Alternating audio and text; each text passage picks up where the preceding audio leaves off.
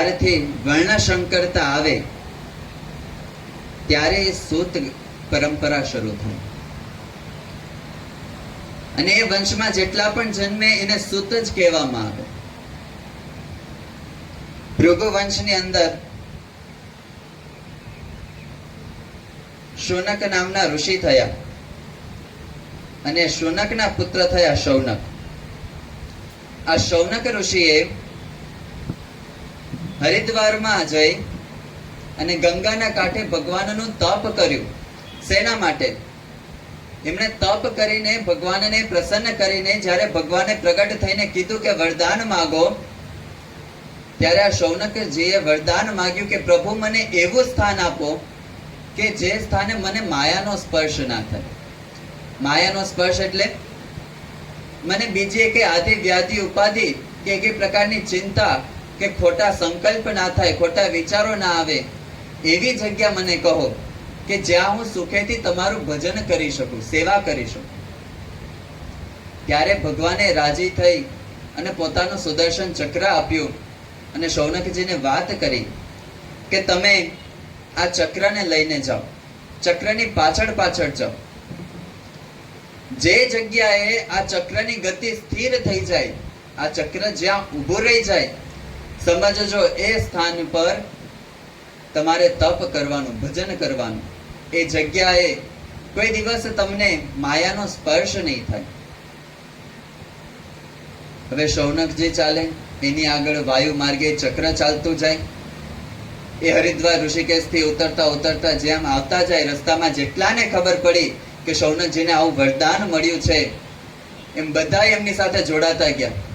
જે જે ઋષિ મુનિઓને ખબર પડી કે ભગવાને આવું ચક્ર આપ્યું છે, આવું વરદાન આપ્યું છે અને આવી જગ્યા, આવી પવિત્ર સ્થાનની પ્રાપ્તિ થવાની છે, તો બધા એ ચક્રની પાછળ જોડાતા ગયા અને આ ચક્ર નૈમિષારણ્ય ક્ષેત્રમાં આવીને ઉભું રહ્યું છે. પણ જ્યારે આ ચક્ર નૈમિષારણ્ય ક્ષેત્રમાં આવ્યું ત્યારે સ્થાન તો શૌનકજીને મળી ગયું કે આ સ્થાન ઉપર મને ભગવાન ભજવામાં એક પ્રકારનું વિઘ્ન નહીં થાય. પણ જ્યાં પાછળ જોવે તો 88,000 ઋષિઓનું લશ્કર હતું. ખબર પડતા વાયુ વેગે એ વાત એટલી બધી પ્રચંડ રીતે ફેલાય કે 88,000 ઋષિઓ ભેગા થઈ ગયા કે આપણે આવું સ્થાન એકને મળે એના કરતા બધાને મળે. તો શૌનકજીએ બધાની આગતા સ્વાગતા કરી. બધાએ ત્યાં પોતપોતાની રીતે યજ્ઞ અનુષ્ઠાન શરૂ કર્યા. હવે દિવસે યજ્ઞ હોય, મધ્યાહન સમયે યજ્ઞમાં થોડોક વિરામ આવે. સૂર્યાસ્ત પછી યજ્ઞ કર્મ થાય નહીં, એટલે સૂર્યાસ્ત પછી ભજન થાય, કીર્તન થાય, કથા વાર્તા થાય. તો એના માટે શૌનકજીએ સૂતજીને બોલાવ્યા. કારણ કે સૂતજી વેદવ્યાસજીના શિષ્ય છે. વેદવ્યાસજી પાસેથી એમણે ઇતિહાસ ભણી અને ભગવાનના જે ચરિત્રો છે એનું શ્રવણ કરેલું છે. વેદવ્યાસ જે મહાભારત જેવો ગ્રંથ અને 17 પુરાણ, આ દરેકનું જ્ઞાન આ સૂત પુરાણીને આપેલું છે. એટલે સૂતજીને વ્યાસાસને બિરાજમાન કરી અને એમના મુખે વિરામ સમયે ત્યાં સત્સંગ ચાલે. જ્યારે યજ્ઞનો સમય ના હોય, યજ્ઞમાં વિરામ હોય, ત્યારે ત્યાં કથા વાર્તા થાય. પણ એક દિવસ પ્રસંગ એવો બન્યો કે જે વ્યાસાસને બિરાજમાન થયા હતા એ સૂતજીનું નામ લોમહર્ષણ હતું. એ વ્યાસાસને બિરાજમાન થઈ અને કથા વાર્તા કરતા હશે એ સમયે તીર્થાટન કરતા કરતા બલભદ્રજી આવ્યા. બલરામજી આવી અને જોયું કે અહીંયા તો સત્સંગ થાય છે, કથા વાર્તા થાય છે, હું તીર્થાટન કરતો કરતો આવું છું, તો મારે અહીંયા જવું જોઈએ. એમ કરીને એમણે પ્રવેશ કર્યો. જેટલા ઋષિઓ બેઠા હતા એ બધાએ ઊભા થઈ એમને માન સન્માન આદર આપ્યું. પણ વ્યાસપીઠની એક મર્યાદા છે કે વ્યાસપીઠ ઉપર જે બેસે, ગમે તેટલા મોટો વ્યક્તિત્વ સામે આવે પણ વ્યાસાસનનો ત્યાગ ન થાય. અને આ જ મર્યાદાનું માન રાખી અને લોમહર્ષણજી કહેતા સૂત પુરાણી પણ ઊભા ન થયા. અને બલરામજીનો સ્વભાવ શેષ નારાયણનું સ્વરૂપ છે. એટલે તીખો તો હોય જ. તરત એમને મનમાં એમ થયું કે મારું આવું અપમાન, હું આવું અને ઉભા ના થાય. શાસ્ત્ર અને વિદ્વાનો એમ કે છે કે ખાલી બલરામજીના ક્રોધ નથી, આમાં સુત પુરાણીની પણ ભૂલ છે. વ્યાસપીઠની મર્યાદા છે કે ઊભો ના થઈ શકો, પણ વ્યાસપીઠ બોલવાની તો છૂટ આપે છે, તમે શબ્દથી તો સ્વાગત કરી શકો. જ્યારે સુત પુરાણીએ શબ્દથી પણ બલરામજીનું સ્વાગત નથી કર્યું. અને બલરામજીને ક્રોધ આવ્યો. પોતે તીર્થાટન કરવા નીકળ્યા હતા એટલે શસ્ત્રનો ત્યાગ કર્યો હતો. પોતાની પાસે કઈ શસ્ત્ર નહોતું, પણ દર્ભનું આસન હતું. દર્ભના આસનમાંથી એક સળી દર્ભની ખેંચી મંત્ર બોલી અને જ્યાં છોડ્યું ત્યાં બ્રહ્માસ્ત્રની જેમ એ દર્ભની સળીએ લોમહર્ષણજીનું માથું છેદી નાખ્યું. અને નૈમિષારણ્ય ક્ષેત્રમાં હાહાકાર મચી ગયો કે હવે કથા કોણ કરશે. વ્યાસાસન ઉપર જે બિરાજમાન છે એ વ્યાસનું મસ્તકનું છેદન થયું છે. આપણે તો અહીંયા ભગવાન ભજવા આવ્યા હતા અને આનું પાપ આપણને પણ લાગશે. કેમ? કારણ કે આના સાક્ષી છીએ. જ્યારે બલરામજીએ મંત્ર ભણી અને જ્યારે આ શસ્ત્ર છોડ્યું ત્યારે આપણે કોઈ વચ્ચે આડા આયા નથી, આપણે રોક્યા નથી, એટલે આના પાપના ભાગીદારી આપણે પણ થશું. બલરામજી શાંત પડ્યા. એ હાહાકાર જોઈ અને શૌનકજીએ બલરામજીના પગ પકડ્યા કે પ્રભુ, હશે કઈક ભૂલ થઈ હશે, તમારી આગતા સ્વાગતામાં અમારાથી કઈક કચાશ રહી ગઈ હશે, પણ તમે આવું ના કરો, કઈક કૃપા દ્રષ્ટિ કરો. ત્યાં બલરામજીને પણ એમ થયું કે થોડોક વધારે ક્રોધ થઈ ગયો. પણ ક્રોધ કર્યા પછી શું? ક્રોધ આવે ને ત્યારે મૌન રહેવું એ ખૂબ શાંતિ વાળી ચાવી છે. જો મોઢે તાળું મારી દઈએ ને ક્રોધ આવે ત્યારે, તે કઈ પ્રકારની માથાકૂટ ના થાય. બલરામજીએ મંત્ર ભણી અને મસ્તક છેદી નાખ્યું. હવે જો એ દર્ભની સળીથી કોકનું માથું છેદવાની તાકાત રાખનાર એ પોતે પાછા જીવતા તો ન કરી શકે, પણ લોમહર્ષણજીના જ પુત્ર એવા ઉગ્રશ્રવા એ પણ આ સભામાં હાજર હતા. હજી એમનો અભ્યાસ પૂર્ણ નતો થયો, પણ બલરામજીએ આ ઉગ્રશ્રવાનો હાથ પકડી એમને વ્યાસપીઠ પર બેસાડ્યા અને આશીર્વાદ આપ્યા કે તમે તમારા પિતા જેવા જ તપસ્વી, વિદ્યાવાન અને સ્થિર મતિવાળા થશો, અને જેવી તમારા પિતાશ્રી કથા કરતા હતા એવી જ કથા તમે પણ કરશો. આ જ આશીર્વાદથી ઉગ્રશ્રવા કે એમને પણ સુતજીના નામથી જ ભાગવતમાં સંબોધવામાં આવ્યા છે. એ સુતજીએ શૌનકાદિક ઋષિઓને ભાગવતની કથા સંભળાવી છે.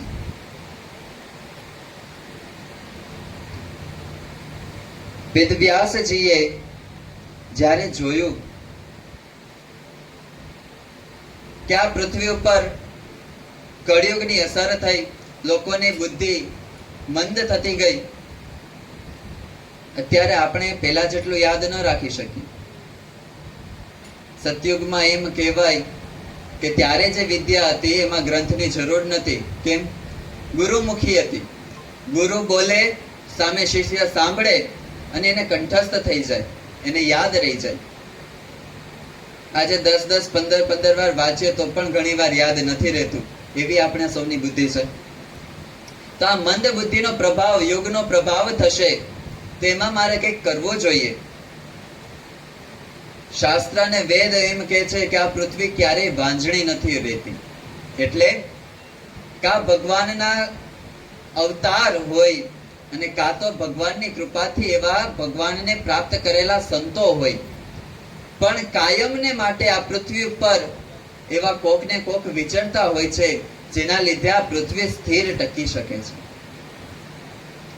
જો ભગવાન કે ભગવાનના મુક્તો આ પૃથ્વીને છોડી દે, થોડીક જો આના ઉપરથી પોતાની દ્રષ્ટિ હટાવી દે, કૃપા હટાવી દે, તો આ પૃથ્વી તો છે ને, સાયન્સ એમ માને છે કે હવામાં છે, ક્યારે પડી જાય નક્કી નહીં.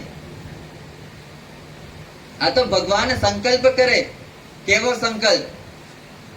ગોલોકમાં બિરાજમાન કૃષ્ણ જો એમ સંકલ્પ કરે કે મારે બ્રહ્માંડનું નિર્માણ કરવું છે, અને એ જ સંકલ્પથી મહામાયા પ્રગટે, એ જ સંકલ્પથી વિરાટ પુરુષ પ્રગટે, વિરાટ નારાયણ પ્રગટે, વિરાટ નારાયણની નાભી કમળમાંથી બ્રહ્માજી પ્રગટે, લલાટમાંથી વિષ્ણુ પ્રગટે, શિવ પ્રગટે, અને પછી સૃષ્ટિનું સર્જન થાય. ભગવાનને તો સંકલ્પ જ કરવાનો હોય, પછી આખો સૃષ્ટિ ક્રમ ચાલ્યો આવે. શાસ્ત્ર એમ કે છે ભગવાનના રૂવાડે રૂવાડે બ્રહ્માંડ ઉડે છે. હમણાં થોડાક સમય પહેલા એવું હતું કે સાયન્સ એવું માને છે કે આ એક જ સૂર્ય નથી, આના સિવાય પણ બીજો સૂર્ય બ્રહ્માંડમાં છે. પણ વર્ષો પહેલા ઋષિ મુનિઓ કહી ગયા છે કે ભગવાનના રૂવાડે રૂવાડે બ્રહ્માંડ છે. ને બ્રહ્માંડ એટલે એ બ્રહ્માંડની અંદર 14 લોક આવે, એની અંદર સૂર્ય ચંદ્ર તારા દરેક વસ્તુ આવી ગઈ. એવા ભગવાનના રૂવાડે રૂવાડે અનંત બ્રહ્માંડો ઉડતા હોય.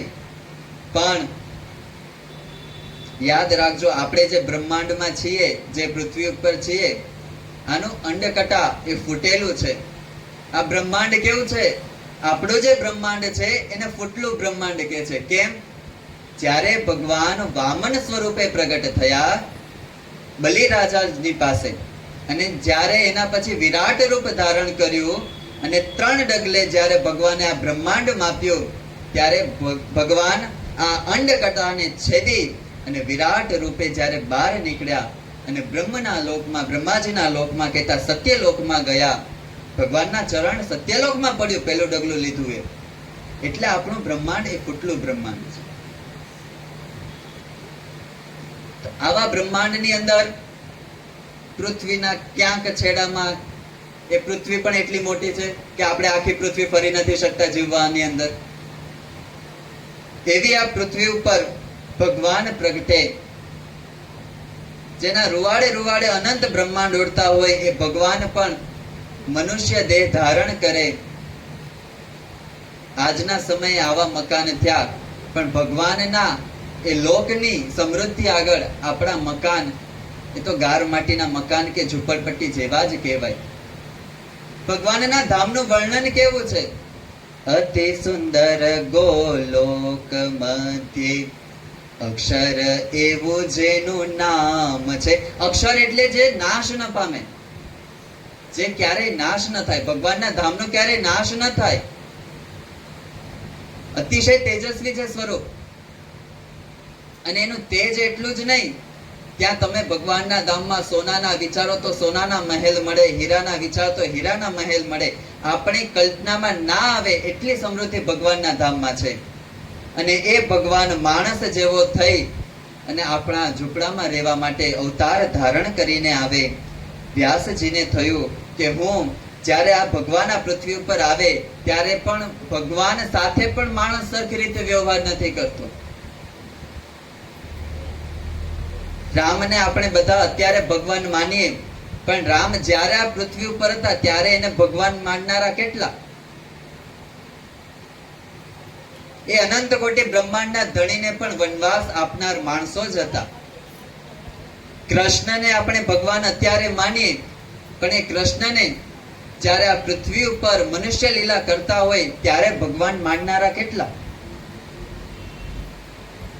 એટલે એમને થયું કે આ ભગવાન સાથે પણ માણસ સરખી રીતે વ્યવહાર નથી કરતો, એટલે એને સમજાય એવી સરળ ભાષામાં હું ગ્રંથો લખું. ધર્મનું નિરૂપણ કર્યું, ભક્તિનું નિરૂપણ અમુક અંશે થયું, જ્ઞાનનું નિરૂપણ પણ થયું, પણ એક નિરૂપણ બાકી રહી ગયું. એ નિરૂપણ હતું ભગવાનના મહિમાનું.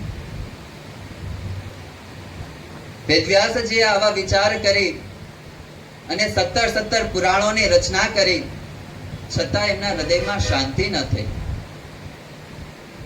જે ખેતીવાડીમાં જેને ખબર પડતી હોય એને ખબર હોય કે બી જેટલું સારું હોય એટલો પાક સારો થાય, જેટલું બી નબળું એટલો પાક ખરાબ થાય.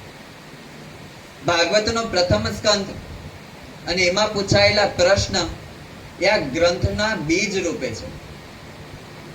આ શરૂઆતના 1-2 પ્રશ્નમાંથી જ આખો વટવૃક્ષ તૈયાર થયો છે.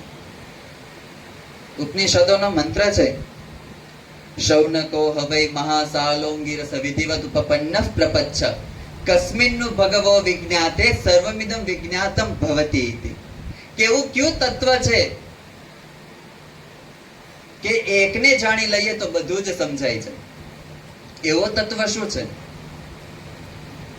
અહીંયા સૌનકાદિક ઋષિઓએ પણ એ જ પ્રશ્ન કર્યો શુદ્ધ પુરાણીને કે વૈષ્ણવ માટે એવું કયું તત્વ છે કે જે એકને સમજી લે તો એનું કલ્યાણ થઈ જાય? એ તત્વ છે પરમ તત્વ, પરમાત્મા, ભગવાન. ભગવાનને સમજી લે એનું કલ્યાણ થઈ જાય. બ્રહ્મસૂત્ર નામનો એક ગ્રંથ છે, વેદવ્યાસજીએ જ રચેલો છે એ ગ્રંથ. એનો પણ એક સૂત્ર છે, એ સૂત્ર છે અથાતો બ્રહ્મ જિજ્ઞાસા. બ્રહ્મ એટલે પરમાત્મા અને જિજ્ઞાસા એટલે જાણવાની ઈચ્છા. બ્રહ્મને જાણવાની ઈચ્છા એ બ્રહ્મ જિજ્ઞાસા છે. તો દરેક ગ્રંથની અંદર અંતે તો બધા ભગવાન સુધી પહોંચાડનારા છે. અને જે ગ્રંથ ભગવાન સુધી ન પહોંચાડે અને આ લોકના કર્મ શીખવાડીને મૂકી દે, એ ગ્રંથનું વાંચન ના કરવું. કેમ? કારણ કે આપણને આ લોકની અંદર અનેક જાતની ચતુરાઈ શીખવાડે, પૈસા કમાવાની રીતે શીખવાડે. પૈસા કમાવા માટે વચાય તો પણ વાંધો નહીં, પણ એ ભક્તિ માર્ગમાં કે આ મૃત્યુ લોકથી પાર જવા માટે કામ ન લાગે. ઘણા ગ્રંથો એવા છે કે જે ગ્રંથોની અંદર ભગવાનના સ્વરૂપનું ખંડન કરેલું છે. એવા ગ્રંથો ન વાંચવા, એવા ગ્રંથોને શ્રવણ પણ ન કરવા. શેના માટે? શબ્દ એટલો બળ્યો છે, આપણા કાનમાં જે શબ્દ પડે છે એની તાકાત કેવી છે. આ શબ્દ આપણને દેખાય નહીં, પણ આ શબ્દની એવી તાકાત છે કે આ શબ્દ કોકને સુખી કરીને જીવાડી દે. અને જો આ જ શબ્દ બોલવામાં ધ્યાન ન રાખીએ તો આપણા હાડકા ભંગાવી દે.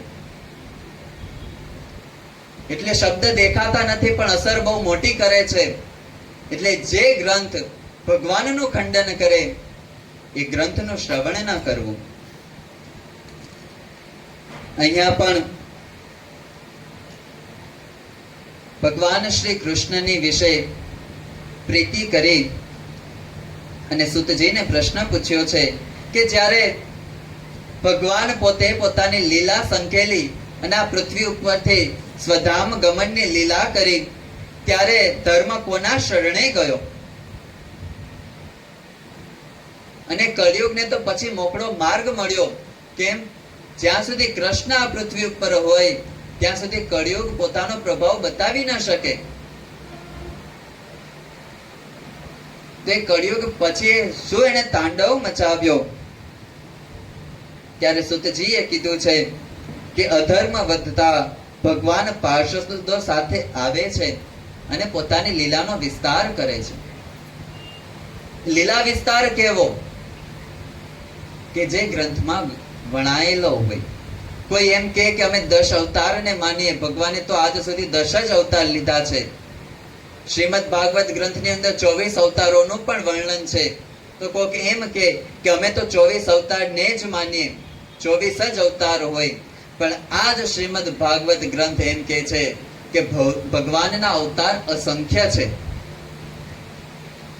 રામ કૃષ્ણ આદિક અવતારો થયા. એ અવતાર નાનપણથી મોટે સુધી, એટલે કે જેમ એક માણસ જીવન જીવે એવી રીતે થયા. અને વરા, મત્સ્ય, કચ્છ આદિક જે અવતારો થયા, એ અવતારો કેવા?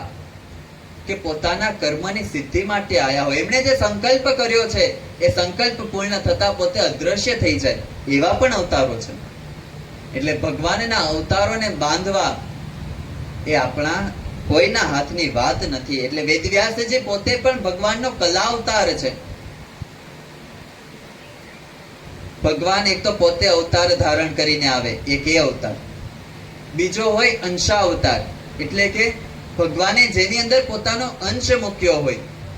અંશા અવતારમાં હનુમાનજી અને પરશુરામજી. ત્રીજો હોય કલા અવતાર, કે જેની અંદર ભગવાને પોતાની કંઈક વિશિષ્ટ કળા આપી હોય. એમાં વેદવ્યાસજી. કે જેને ભગવાને પોતાની એટલી બધી, જેટલી ભગવાનની અંદર વિદ્વત્તા હોય, ભગવાનની વિદ્વત્તાને આપણે કોઈ માપી ના શકીએ. ભગવાનની દ્રષ્ટિ એ કળિયુગને પણ જાણતી હોય, સતયુગને પણ જાણતી હોય, એ વર્તમાનને પણ જાણે, ભૂતને પણ જાણે અને ભવિષ્યકાળને પણ જાણે. એ જે શક્તિ છે, એવી શક્તિઓ જેની અંદર મૂકે, પોતાની એવી કઈ કળા જેની અંદર મૂકે, એને કલા અવતાર કહેવાય. આ વેદવ્યાસજી કલા અવતાર છે. પણ આજે એમને પણ મૂંઝવણ થઈ છે કે મેં આ મહાભારત જેવો ગ્રંથ રચ્યો, ચારે વેદનું વિભાજન કર્યું, ચારે વેદ એક એક શિષ્યને ભણાવી દીધા, મહાભારત અને ઇતિહાસ છે એ સુતજીને ભણાવ્યા, છતાં મને શાંતિ કેમ નથી થતી? એમને આવી રીતે વિલાપ કરતા નારદજીએ જોયા છે. પણ નારદજીનું વ્યક્તિત્વ એવું છે કે જેના ઉપર એ રાજી થાય, એના ઉપર એ અઢળક ઢળી પડે, એના માટે જે કરવું પડે તે કરે. પણ નારદજી રાજી કેવી રીતે થાય? શાસ્ત્રની અંદર ક્યાંય નારદજીને રાજી કરવા માટેના મંત્ર નથી. નારદજી કેવી રીતે રાજી થાય? જેવી રીતે હનુમાન રાજી થાય. હનુમાનજીને રાજી કરવા હોય તો હનુમાનજીના મંત્રનો જાપ કરો, એ કરતા હનુમાનજીનું સ્મરણ કરીને રામનો જાપ કરો તો હનુમાન વધારે પ્રસન્ન થાય. એવી જ રીતે જો નારદજીને રાજી કરવા હોય તો નારદજીને પ્રાર્થના કરો કે ઋષિવર, તમારા જેવી ભક્તિ, તમારા જેવી શરણાગતિ અમારામાં આવે એટલી કૃપા કરજો. અને આટલી પ્રાર્થના કરી અને નારાયણ નારાયણ નારાયણનો જાપ કરો તો નારદજી રાજી થઈ જાય. આ વેદવ્યાસજીને ખિન્ન મનસ્ક જોઈ સરસ્વતી નદીના કાંઠે વેદવ્યાસજી બેઠા હતા. નારદજી પાસે આવ્યા. નારદજી આવીને વાત કરી, ઋષિવર, તમને શું પ્રશ્ન છે? કેમ તમે દુખી છો? જેવી વાત એવી શરૂઆત. જેવી વાત કરવી હોય ને એવી શરૂઆત કરવી પડે. કોઈને સાંત્વના આપવી હોય ને તો એ શાંતિથી શરૂ થાય કે ભાઈ તને કેમ છે, કઈ દુઃખ છે, શું થયું છે? સાંત્વના આપવા માટે આવી રીતે વાતની શરૂઆત થાય. અને ઝઘડો કરાવવો હોય ને તો એની શરૂઆત વાત શરૂ કરે ને ત્યારથી જ શરૂ થઈ જાય. અલી તને ખબર છે? વાત અહીંથી શરૂ થાય એટલે પેલા કાન દઈને સાંભળે, કઈક નવું થયું છે. એમાંય જો આજુબાજુ કીધા વગર જો વહુ પિયરે જતી રહે એટલે તરત આજુબાજુ વાળા વિચારી લે, ઝઘડી નહીં ગઈ, રિસાઈ નહીં ગઈ, શું થયું, કેમ ગઈ? પોતાની રીતે નક્કી કરી લે. એકવાર સોસાયટીમાં કોઈક નવા ભાડવાત રહેવા આયા હશે, જાજો સમય એટલો થયો નતો, બાજુમાં એ કોઈને એટલું ઓળખતા પણ નહોતા, એટલે એ કોઈની જોડે એટલી બધી વાત કરે નહીં. બાજુનું જે ઘર હતું એમાં એક બેન રહે, એની જોડે થોડી ઘણી વાત કરે, બાકી એ સોસાયટીમાં બીજા કોઈને ઓળખે નહીં એટલે બોલે નહીં. પણ આ બેન હવે જે ભાડવાત નવા આયા છે એ કોઈને કીધા વગર સવારે પોતાના પિયરે ગયા. બાજુમાં જોયું, બાજુમાં બેન હતા, એનું નામ ભલીબેન. નામ તો ભલીબેન હતું. ભલીબેને જોયું કે હા થેલા તૈયાર થયા અને સવાર સવારમાં દોટ મેલી છે. હવે બપોરના સમયે જે બેન ગયા એનું જમકુબેન નામ, એ જમકુબેનના ઘરે એમના ધણી એકલા હતા. એટલે ગામમાં એમના બેન રહેતા હતા. એમના બેનને ખબર પડી કે મારા જે ભાભી છે પિયરે ગયા છે, એટલે રસોઈ કરવા માટે ઘરે આવ્યા. આ બાજુમાં જે ભલીબેન રહેતા તેને એટલું જ જોયું કે બપોરના સમયે એક સ્ત્રી ઘરમાં આવી. સવારે પેલા બેન થેલા ભરીને ગયા ને બપોરે સ્ત્રી ઘરમાં આવી. 4-5 દિવસ પછી આયા એટલે તરત જ આ ભલીબેન મળવા આયા અને મમરો મૂકતા ગયા, તને ખબર છે તું ગઈ પછી કોણ આવતું હતું? એટલે જેવી વાત કરવી હોય ને એવી શરૂઆત થાય. નારદજીને ખબર પડી કે ઋષિ કઈક દુખી છે. એમણે આવીને ઋષિને વંદન કર્યા. તમે જે કર્મ ધાર્યું હતું, તમે જે મનમાં સંકલ્પ કર્યા હતા તે બધા પૂરા થઈ ગયા ને? તમે એમ વિચાર્યું કે આ મનુષ્યોની બુદ્ધિ ઓછી છે, બહુ ભણી નહીં શકે, બહુ યાદ નહીં રાખી શકે, એટલે તમે વેદના વિભાજન કર્યા. તમે એમ વિચાર્યું કે આમાંથી પણ કદાચ નહીં સમજી શકે તો હું પુરાણ લખું, મહાભારત જેવા ગ્રંથો લખું, કે મહાભારત જેવા ગ્રંથ વાંચે, એની કથા ક્યાંક સાંભળે તો ખબર પડે કે ઘરમાં આવું કંઈક થાય ત્યારે મહાભારત ના કરાય. એટલે તમે ઉદાહરણ રૂપે આ ગ્રંથો પણ લખ્યા. એટલે તમે જે વિચાર્યું દરેક કાર્ય સિદ્ધ થઈ ગયું ને. વેદવ્યાસજીએ વાત કરી કે નારદજી, મેં વિચાર્યું એ બધું પૂર્ણ થયું એવું દેખાય છે, પણ હજી અંતરમાં એટલી શાંતિ નથી. હજી એમ થાય છે કંઈક બાકી રહી ગયું, કંઈક બાકી રહી ગયું. આજે પણ બદ્રીનાથ થી ઉપર જાઓ ત્યારે ત્યાં ઉપર વ્યાસ ગુફા છે, જેની બાજુમાં જ સરસ્વતી નદી વહે છે. એ સરસ્વતી નદીની ઉપર ભીમ પુલ છે, ભીમશિલા છે. એમ કહેવાય છે કે એ જ માર્ગેથી પાંડવો જ્યારે સ્વર્ગારોહણ કર્યું ત્યારે એ જ માર્ગેથી ગયા હતા. એ ભીમ જ્યારે એ નદી ઓળંગવાની થઈ ત્યારે ભીમે પોતે એક જ શિલા છે, અખંડ મોટી શિલા છે, એ શિલાને વચ્ચે મૂકી આ છેડેથી આ છેડે બે પર્વત વચ્ચેનો એમણે રસ્તો બનાવી દીધો. એટલે એનું નામ ભીમશિલા થયું. ભીમ પુલ ઘણા કહેતા હોય છે. આજે પણ એ શિલા એમનેમ છે. આમ તો શિલા ઘણી સાંકડી છે. અમે ગયા ત્યારે બે જણા જો સામસામે ભેગા થાય તો એકને પાછું જવું પડે. સાઈડમાં પકડવાની બોર્ડર કેવું કશું જ નથી. નીચે સીધામાં સરસ્વતી વહે છે અને ત્યાંથી જ સરસ્વતી સીધા પાતાળમાં જાય છે. એટલે જો જે પડ્યું એ સીધું પાતાળમાં જાય, એ પૃથ્વી પર રહે નહીં. પણ આ જ સરસ્વતી નદીના કાંઠે વ્યાસ ગુફા છે. વ્યાસ ગુફાની અંદર આજે પણ ત્યાં મોટી પ્રતિમા વેદવ્યાસજીની પધરાવેલી છે. વ્યાસજી આ ગુફામાં બેસે અને એ જ પર્વતની તળેટીમાં નીચે ઉતરતા ગણેશજીની ગુફા છે. ગણેશજી નીચેની ગુફામાં બેસે. હવે એ સમયે નતા ફોન કે નહોતા વોકી ટોકી, તો પણ વ્યાસજી ઉપર બેસે, ગણેશજી નીચે બેસે. અને આપણે જે બધા કથા ખબર છે કે વ્યાસજી બોલતા જાય અને ગણેશજી ગ્રંથ લખતા જ હતા. ગ્રંથ લખતા એ સાઈન જેવી રીતે ખૂટી કલમ તૂટી તો ગણેશજીએ પોતાનો દાંત તોડીને ગ્રંથ લખ્યા. પણ આની અંદર શરત એવી હતી ગણેશજી તરફથી, ગણપતિ દાદાએ શરત મૂકી હતી કે વ્યાસજી જો તમે બોલતા બંધ થયા તો હું લખવાનું બંધ કરી દઈશ. ત્યારે વ્યાસજીએ પણ સામે શરત મૂકી, હું જે બોલું એને સમજીને લખવાનું, સમજ્યા વગર એકે વસ્તુ નહીં લખવાની. હવે કે એક દિવસમાં ગ્રંથ પૂરા થાય એમ નહોતા. સંધ્યા વંદન કરવા, સ્નાનાદિક કર્મ કરવા માટે તો જવું પડે. તો એના માટે વ્યાસજી શું કરે, ઉપરની ગુફામાં બેઠા હોય ત્યાંથી એ બોલતા હોય, નીચેની ગુફામાં ગણેશજી એ સાંભળતા હોય, પોતે સમજે અને લખે. જેવું એવું લાગે કે હવે સંધ્યાકાળનો સમય થાય છે, મારે પોતાના વ્રત તપ માટે જવું છે, ત્યાં એવો અટપટો શ્લોક બનાવી અને મૂકી દે કે ગણપતિ એને સમજે, પછી એને લખે. ત્યાં સુધી વ્યાસજી સ્નાનાદિક ક્રિયા કરીને આવતા રહે. ગણપતિ કે લખાઈ ગયું, આગળ બોલો, ત્યાં વ્યાસજી પાછા બોલવા માંડે, એ પોતાનું કામ પતાવી દીધું હોય. આવી રીતે ગ્રંથ લખાણા છે ને આજે પણ એ સ્થાન ત્યાં છે કે આપણને દર્શન થાય છે. આવી રીતે આ બધા ગ્રંથ લખાણ. તો વ્યાસજીએ કીધું કે મને શાંતિ નથી થતી. ત્યારે નારદજીએ વાત કરી. શું વાત કરી? નારદજી કે તમે ધર્મનું નિરૂપણ કર્યું? વ્યાસજી કે હા, ધર્મનું નિરૂપણ. અરે કેવું ધર્મનું નિરૂપણ? દરેકનું, બાળકે કેવા ધર્મ પડાય, ગૃહસ્થે કેવા ધર્મ પડાય, જે બ્રહ્મચારી છે, જે વિદ્યા ગ્રહણ કરે છે એના ધર્મ કેવા હોય, એના નિયમ કેવા હોય, વાનપ્રસ્થીના કેવા હોય, સંન્યાસીના કેવા હોય, વૃદ્ધાવસ્થામાં કેવા હોય, દરેકનું નિરૂપણ કર્યું. આટલું જ નહીં, આની વચ્ચે ક્યારેક આપતકાળ આવી પડે તેમાં પણ કયા ધર્મ છોડી દેવા, કયા ધર્મ પકડી રાખવા, બધાયનું નિરૂપણ કર્યું. નારદજી કે બહુ સરસ, તમે ધર્મનું નિરૂપણ એટલું સુંદર કર્યું છે કે અમે જાણ્યું છે. એવી જ રીતે તમે જ્ઞાનનું નિરૂપણ કર્યું. બ્રહ્મસૂત્રની રચના કરી છે. એક સૂત્રનો વિસ્તાર કરવા જાઓ તો એની પાછળ 4 ગ્રંથ થાય.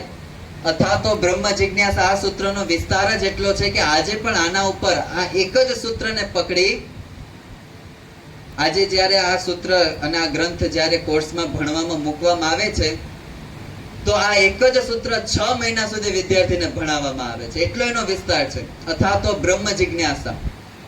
આટલા સૂત્રની અંદર દરેક વસ્તુ ભેગી કરીને મૂકી દીધી છે. એમને બાંધવાનું નહીં, શાસ્ત્રના પ્રમાણ આપીને સિદ્ધ કરવાનું કે હું એમ કહેતો હોઉં કે અથા તો બ્રહ્મ જિજ્ઞાસા, આ જે સૂત્ર છે એનો અર્થ આ થાય તે કયા શાસ્ત્રના આધારે મેં એમ કીધું. ઊભું થાય ના કોઈ પાણી પીવા ઊભું થાય.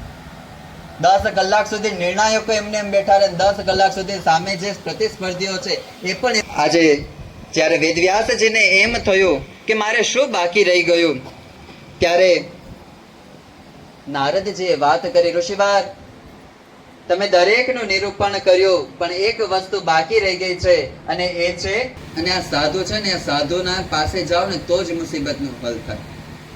કેમ? કારણ કે સાધુને ના તો પૈસાની ઈચ્છા હોય, ના રાજ્યની ઈચ્છા હોય, ના પોતાના માનની ઈચ્છા હોય, ના પોતાનો વૈભવ એને વિકસાવવો હોય. એટલે એની જે સલાહ હોય ને એ સ્વાર્થ વગરની હોય. કોઈક માણસ પાસે જઈએ, વકીલ પાસે સલાહ માંગવા જઈએ તો શું કરવું પડે? પૈસા મૂકવા પડે. ઘણા મોટા મોટા વકીલ હોય એના તો તમારે ટાઈમ લેવા પડે. અડધી કલાકની જ અપોઇન્ટમેન્ટ મળશે. અડધી કલાકની અંદર પૂછવું એટલું પૂછી લેવાનું, કહી દીધું એટલું કહી દીધું, પૂરું. કેમ? ટાઈમ પૂરો થઈ ગયો. પછી તમારો પ્રશ્ન જવાબ અધૂરો તો અધૂરો મૂકીને ઊભા થઈ જાય. પણ આ સાધુ એવા છે. નિષ્કુળાનંદ સ્વામી લખે છે, સંશય હર્તા ને કલ્યાણ કરતા, વળી વેદ પુરાણ ના વેતા, કોમળ વાણી વાચાળ વિશેષ, એવા સંતને નામો શેષ. નારદજી દરેક શાસ્ત્રના જ્ઞાની છે અને શાસ્ત્રના સાર રૂપે કીધું કે કૃષ્ણનો મહિમા લખો. અને વેદ વ્યાસજીએ શ્રીમદ ભાગવત જેવા ગ્રંથની રચના કરી, 18,000 શ્લોકની રચના કરી. પછી એમ થયું આ કોને ભણાવવું? ત્યારે એમણે પોતે રચેલો ગ્રંથ સુખદેવજીને ભણાયો. કેમ? કારણ કે સુખદેવજી માયાથી પર છે. સુખદેવજી ગર્ભમાંથી બહાર નહોતા આયા. કેમ? બીક હતી કે હું ક્યાંક આ ગર્ભમાંથી બહાર આવું અને મને માયા સ્પર્શી ગઈ તો. આપણે દરેક છે ને, જ્યારે પણ માતાના ઉદરમાં હોઈએ ત્યારે ભગવાનને અતિશય પ્રાર્થના કરી છે અને અતિશય દુઃખ ભોગવ્યું છે. ગર્ભવાસના અતિશય ખરાબ છે. કેમ? બહાર લોકો રાજી થતા હોય, ખૂબ આનંદ કરતા હોય, અને વિચાર કરો આપણે માના ગર્ભમાં મળ મૂત્રની વચ્ચે ઊંધા લટકતા હોઈએ. ત્યારે આપણે અતિશય પ્રાર્થના કરી છે ભગવાનને કે પ્રભુ મને આ નર્કમાંથી બહાર કાઢો, બહાર કાઢો, બહાર કાઢો. અને જેવા ભગવાન આપણા ઉપર કૃપા કરી આપણને બહાર કાઢે અને માયાનું આવરણ એવું આવી જાય કે પછી બહાર કાઢનારાને ભૂલી જઈએ અને માયાના કામમાં લાગી છે. માયાના ગર્ભની અંદર પણ અનેક જીવો સૂતા હોય. જેમ વરસાદ પડે આ પૃથ્વી પર આપણને અત્યારે બીજ દેખાય નહીં, માટી હાથમાં લ્યો તો એમાં કઈ બીજ દેખાય નહીં, પણ એ જ માટીને મૂકી રાખો અને વરસાદનું પાણી અડે તો એમાંથી પણ ઘાસ ફૂટી નીકળે. એવી જ રીતે માયાના ગર્ભમાં અનેક જીવ સૂતા છે, જેના ઉપર ભગવાનની કે કોઈક સાધુની કૃપા દ્રષ્ટિ પડે ને ત્યારે જીવ એમાંથી જાગી જાય અને ભગવાનના માર્ગે વળી જાય. વેદવ્યાસજીએ ભાગવતની રચના કરી. કોને ભણાવવું એ પ્રશ્ન થયો ત્યારે એમને પોતાના પુત્ર સુખદેવજીને ભાગવતનું જ્ઞાન આપ્યું છે. પણ નારદજીએ વેદવ્યાસજી પાસેથી વિદાય લેતા પહેલા સ્વયં પોતે પોતાનું પૂર્વ ચરિત્ર કીધું છે. કેવું પૂર્વ ચરિત્ર? ગુજરાતી કહેવત તો એવી છે કે નદીના મૂળ ને સાધુના કુળ કોઈ દિવસ જણાય નહીં. કેમ? સાધુ જ્યારે દીક્ષા લે ને ત્યારે તે પોતાનું પણ તર્પણ કરીને બેઠો હોય. સંત દીક્ષા જ્યારે ગૃહ ત્યાગ થાય ત્યારે તે પોતાના નામનું પણ દરેક પાછળની ક્રિયા કરીને બેઠા હોય. શેના માટે? કે એની પાછળ કોઈ કરનારું ના હોય ને તો પણ ચાલે. અને પછીથી જે એનું જીવન છે સંત દીક્ષા પછીથી જે એનું જીવન છે તે તો લોક કલ્યાણને માટે છે. પછી એ જીવન ભગવા કપડામાં હોય કે સફેદ કપડામાં હોય, પણ એ ભગવાનનો થઈ ગયો છે. અને એનું જીવન એ કાયમ સમાજના અર્થે હોવું જોઈએ, ધર્મના માર્ગે રહેવું જોઈએ.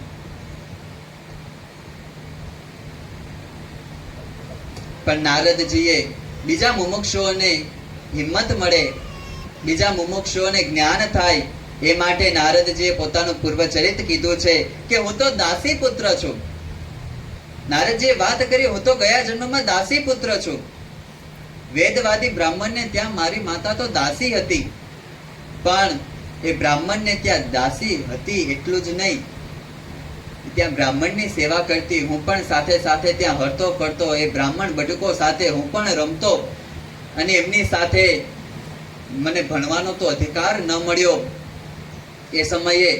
એટલે જ્યારે મંત્રગાન કરતા હોય, પોતાનો શાસ્ત્ર અભ્યાસ કરતા હોય, ત્યારે હું બેઠો હોઉં, એને શ્રવણ કરતો હોઉં. પણ એમાં એક સમય એવું થયું કે ચોમાસાનો સમય, અને ચોમાસાના સમયમાં ચાતુર્માસ આવે.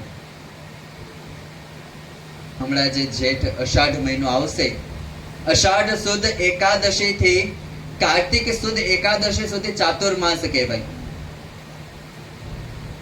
દેવ શયની એકાદશી હોય, જે દિવસે દેવ શયન કરે, અને દિવાળી પછી આપણે જ્યારે તુલસી વિવાહ કરતા હોઈએ એને દેવ ઉઠી એકાદશી કહેવાય. આજે વચ્ચેના 4 મહિનાનો જે સમય છે એને ચાતુર્માસ કહેવાય. આ ચાતુર્માસ દરમિયાન ભગવાનના ભક્તો વૈષ્ણવે તપના નિયમ લે, જપના નિયમ લે. આ સમયની અંદર રીંગણ ન ખવાય, તરબૂચ ન ખવાય. અને આજે સાયન્સ પણ એમ માને છે કે ચાતુર્માસ દરમિયાન રીંગણ ન ખાવા જોઈએ, કારણ કે એ સમયે રીંગણ એ શરીર માટે પણ સારા નથી. રીંગણનું બીજ, આપણે આજે રીંગણ ખાઈએ તો રીંગણ ખાધાની અસર 27 દિવસ સુધી રહે છે આપણા શરીર ઉપર. 27 દિવસ સુધી રીંગણના બિયા આપણા પેટમાં રહી શકે. અને ચોમાસાની સિઝનમાં જો પાચન સરખું ના થાય તો તબિયત વધારે બગડે, કારણ કે વાતાવરણ ત્યારે થોડુંક ખરાબ હોય. તો ચાતુર્માસની અંદર આપણા દરેક નિયમ ઋષિ મુનિએ જે બાંધ્યા છે તે ઋતુ અનુસાર બાંધ્યા છે. ચાતુર્માસની અંદર વધારે ભોજન ન કરાય, એટલા માટે ચાતુર્માસની અંદર તપના નિયમ આપ્યા. કોઈ દિવસમાં એક ટાઈમ જમે, ફલાહાર કરે, ઓછું ભોજન કરે, મિષ્ટાન છોડે, કોક ફરસાણ છોડે, યથાશક્તિ પોતાની શક્તિ પ્રમાણે દરેક જણ નિયમ લેતા હોય. તો અને આ ચાતુર્માસ દરમિયાન સંતો પણ બને ત્યાં સુધી એક સ્થાન ઉપર રહે, એ પણ વિચરણ ન કરે. તો નારદજીએ કીધું કે અમે વેદવાદી બ્રાહ્મણને ત્યાં મારી માં તો દાસી હતી, અને ત્યાં ચાતુર્માસના સમયે સંતોએ આવીને ઉતારા કર્યા. બ્રાહ્મણે તેમની સેવામાં મને રાખ્યો હતો. નારદજીને સેવામાં રાખ્યા હતા બ્રાહ્મણોની. બ્રાહ્મણે સાધુની સેવામાં નારદજીને રાખ્યા. નારદજી કહે, અમે સાધુનો સમાગમ કરતા, અને સાધુ જમી લે પછી જે પ્રસાદીનું અન્ન હોય એ જમતો હું. પણ સંત સમાગમ થયો, એ કથા વાર્તા સાંભળો, એમની રીતભાત જો. સાધુની રીત કેવી હોય? સંતોની એવી સઘળી ક્રિયાય, કુસંગી દેખી સતસંગી થાય. સાધુની ક્રિયા એવી હોવી જોઈએ કે જેની ક્રિયા જોઈ અને જે માણસ ભગવાનમાં ન માનતો હોય એને પણ શ્રદ્ધા જાગે. એવી આ સાધુની ક્રિયા જોઈ નારદજી ખૂબ પ્રભાવિત થયા, અને નારદજીએ સાધુનો સંગ કર્યો. જ્યારે ચાતુર્માસ પૂરા થયા ત્યારે નારદજીએ સંતોને આવીને પ્રાર્થના કરી કે ઋષિવર, મને પણ તમારી સાથે લઈ જાઓ, મારે પણ ભગવાન ભજવા છે. ત્યારે સંતોએ કીધું કે તમે દાસી પુત્રો છો, તમારે બીજા કોઈ ભાઈ બહેન નથી, અને તમારા માતા એકલા છે, એટલે તમે હમણાં ઘરે રહો, તમારી આયુ પણ નાની છે. એ અમે વિચરણ કરતા હોઈએ, ક્યારેક જંગલમાં હોઈએ, ક્યારેક નગરમાં હોઈએ, ક્યાંક ભિક્ષા મળે, ક્યારેક ભિક્ષા ના પણ મળે. વ્રત ઉપવાસ થાય, તમારી ઉંમર નાની છે, તમે ઘરે રહો. આવું કહીને સંતો તો જતા રહ્યા. નારદજીને અતિશય દુઃખ થયું, પણ એ સંતોના મુખે સાંભળેલી કથાનું મનન અને નિધિધ્યાસ પોતે ચાલુ રાખ્યો. અને સમય જતા જતા જતા એક દિવસ સવારના સમયે જ્યારે એમના માં એ ગાય દોવા માટે બહાર નીકળ્યા હશે અને અંધારાના સમયમાં વહેલી સવારે એમને ખબર ના રહી, સાપ ઉપર પગ પડ્યો અને સર્પે દંશ માર્યો અને એમના માતાનું મૃત્યુ થયું. નારદજી કે અમે તો માતાની જે પણ વિધિ કરવાની હતી એ વિધિ કરી ઉત્તર દિશામાં ચાલી નીકળ્યા કે હવે તો આપણે ભગવાન ભજશું. ને ભગવાન ભજવા નારદજી જતા રહ્યા. પીપળાના વૃક્ષ નીચે બેઠા છે, આંખો બંધ છે, ધ્યાનની કોશિશ કરે છે. આંખો બંધ કરી દેવાથી ધ્યાન ન થાય. આપણે જે કરીએ છીએ ને એ તો ફક્ત ને ફક્ત એક કલ્પના જ છે. આંખો બંધ કરીને જે કોશિશ કરીએ છીએ ધ્યાનની, તો આપણે કલ્પના કરીએ છીએ કે હું ધ્યાન કરું છું. ધ્યાન કરવા માટે તો પેલા પોતાના શ્વાસ ઉપર નિયંત્રણ આવે, શરીરને શાંત કરે, સ્થિર કરે, શરીરથી થોડોક છૂટો પડે. વિચાર કરો, અત્યારે આંખ બંધ કરીને બેસાડીએ તો આપણને કીડી ના હોય ને તો પણ એમ થાય કે કઈક હળવળ હળવળ કરે છે અને તરત આપણને કીડીઓ ચડે. કેમ?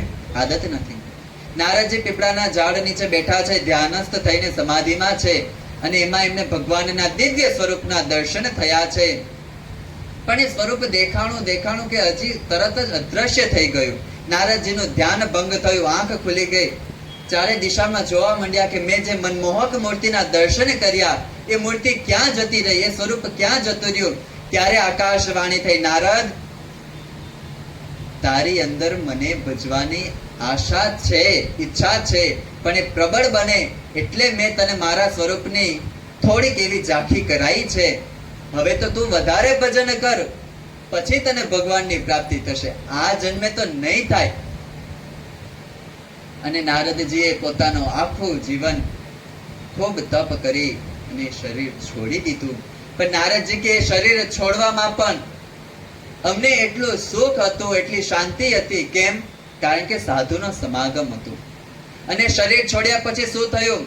જેવું અમે આ મનુષ્યનો દેહ છોડ્યો કે તરત જ અમને ભગવાનના પાર્ષદો લેવા આવ્યા, દિવ્ય શરીર ધારણ કર્યું. અને નારદજી કહે છે કે ત્યારે તો અમે ચતુર્ભુજ સ્વરૂપ ધારણ કર્યું.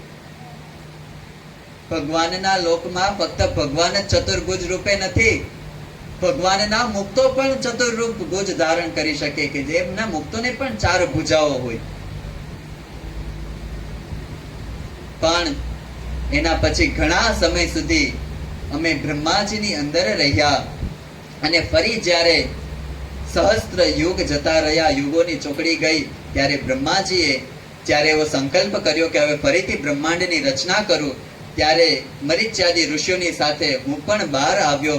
અને ત્યારથી મારો આ દેહ, અત્યારે જે નારદજીનો દેહ છે એટલા વર્ષોથી છે કે એના પછીથી મને આવો દેહ મળ્યો કે જે દેહથી હું 3 લોકમાં વિચરણ કરી શકું. મને ક્યાંય રોક ટોક નથી. ગમે તે જે જગ્યાએ મારે જવું હોય તો તરત જ જઈ શકું છું. એવો દેહ ધારણ થયો. પણ શેના માટે? એ દેહ શેના થકી ધારણ થયો? તો નારદજી કહે છે કે એ દેહ જો મને ધારણ થયો હોય તો સંત સમાગમથી થયો છે. અને એટલે જ કીર્તનમાં પણ એ શબ્દ લખાયેલા છે કે સત્સંગ વગર જન્મ મરણની આંટી છૂટતી નથી. સત્સંગ કેવો? કે જે સત્સંગની અંદર ભગવાનનો મહિમા કહેવાતો હોય, જે સત્સંગની અંદર આત્માનો રૂપ કહેવાતું હોય, એને સત્સંગ કહેવાય. અને જ્યાં સુધી સત્સંગ ન થાય ત્યાં સુધી જન્મ મરણ છૂટતું નથી. થોડી વાર આપણે એ કીર્તનને શ્રવણ કરીએ.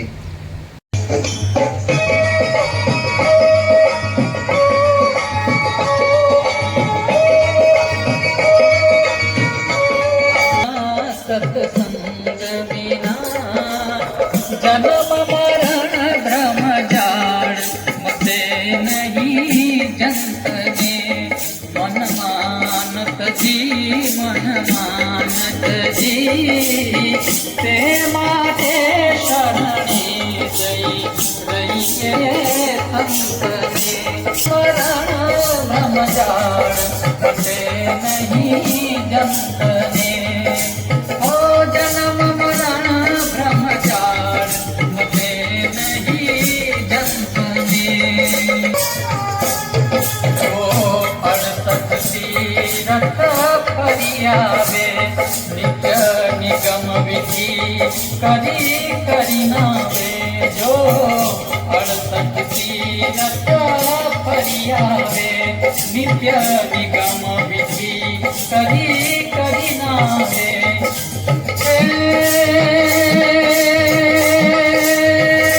કેદી જીવ પણ તેનો નવ જાવે કેદી જીવ પણ તેનો નવ જાવે સત્સંગ વિના જન્મ મરણ બ્રહ્મચાર મટે નહીં જંતને ઓ જન્મ મરણ ભ્રમે નહીં જંતને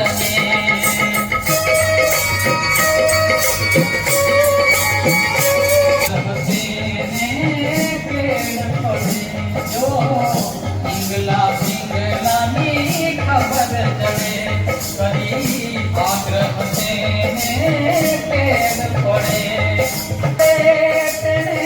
ચિંતને પ્રમાણો પેડ પડે સત્સંગ વિના નહીં જંતને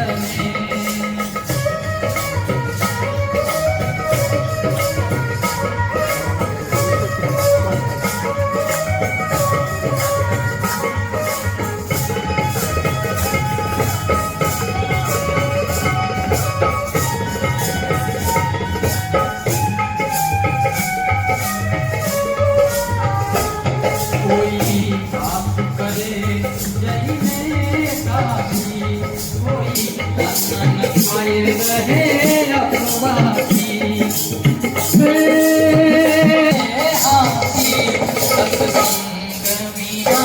સત્સંગ વિના જન્મ મરણ બ્રહ્મચાર છેલ્લી કડીમાં કીધું બ્રહ્માનંદ કહે કે સંત માહી ભળે. નારદજીએ સાધુનો સંગ કર્યો અને આજે પોતે સંત થઈ ગયા. એ પોતે સાધુમાં ભળી ગયા. એ ક્યારે થાય? જ્યારે સત્સંગ કરે. કેવો સત્સંગ? નિર્માનીપણે. પોતે એકે પ્રકારની માનની આશા વગર સત્સંગ કરે તો એને એવું પદ મળે, ભગવાનની એવી કૃપા થાય, એવું જ્ઞાન થાય. નારદજીએ પોતાનું પૂર્વચરિત કીધું કે આવી રીતે સંત સમાગમથી મારો તો બેડો પાર થયો. પણ વ્યાસજી, આ કળિયુગના માણસો માટે પણ આપ કૃપા કરો. આટલું કહી અને નારદજી તો ચાલ્યા ગયા. વ્યાસજીને પણ ખૂબ આનંદ થયો. એમણે પણ શ્રીમદ ભાગવત ગ્રંથની રચના કરી. જેમ શરૂઆતમાં વાત કરી કે ભાગવત ગ્રંથ એ વટવૃક્ષ થયો. કેમ? કારણ કે એની અંદર ભગવાનનો મહિમા છે. એની ડાળ ડાળ ઉપર ભક્તિના ફૂલ ખીલેલા છે. એની સુગંધ, એમાંથી ભગવાનના ભક્તો છે, એમનો જે ભગવાન પ્રત્યેનો ભાવ છે એની સુગંધ મહેકે છે.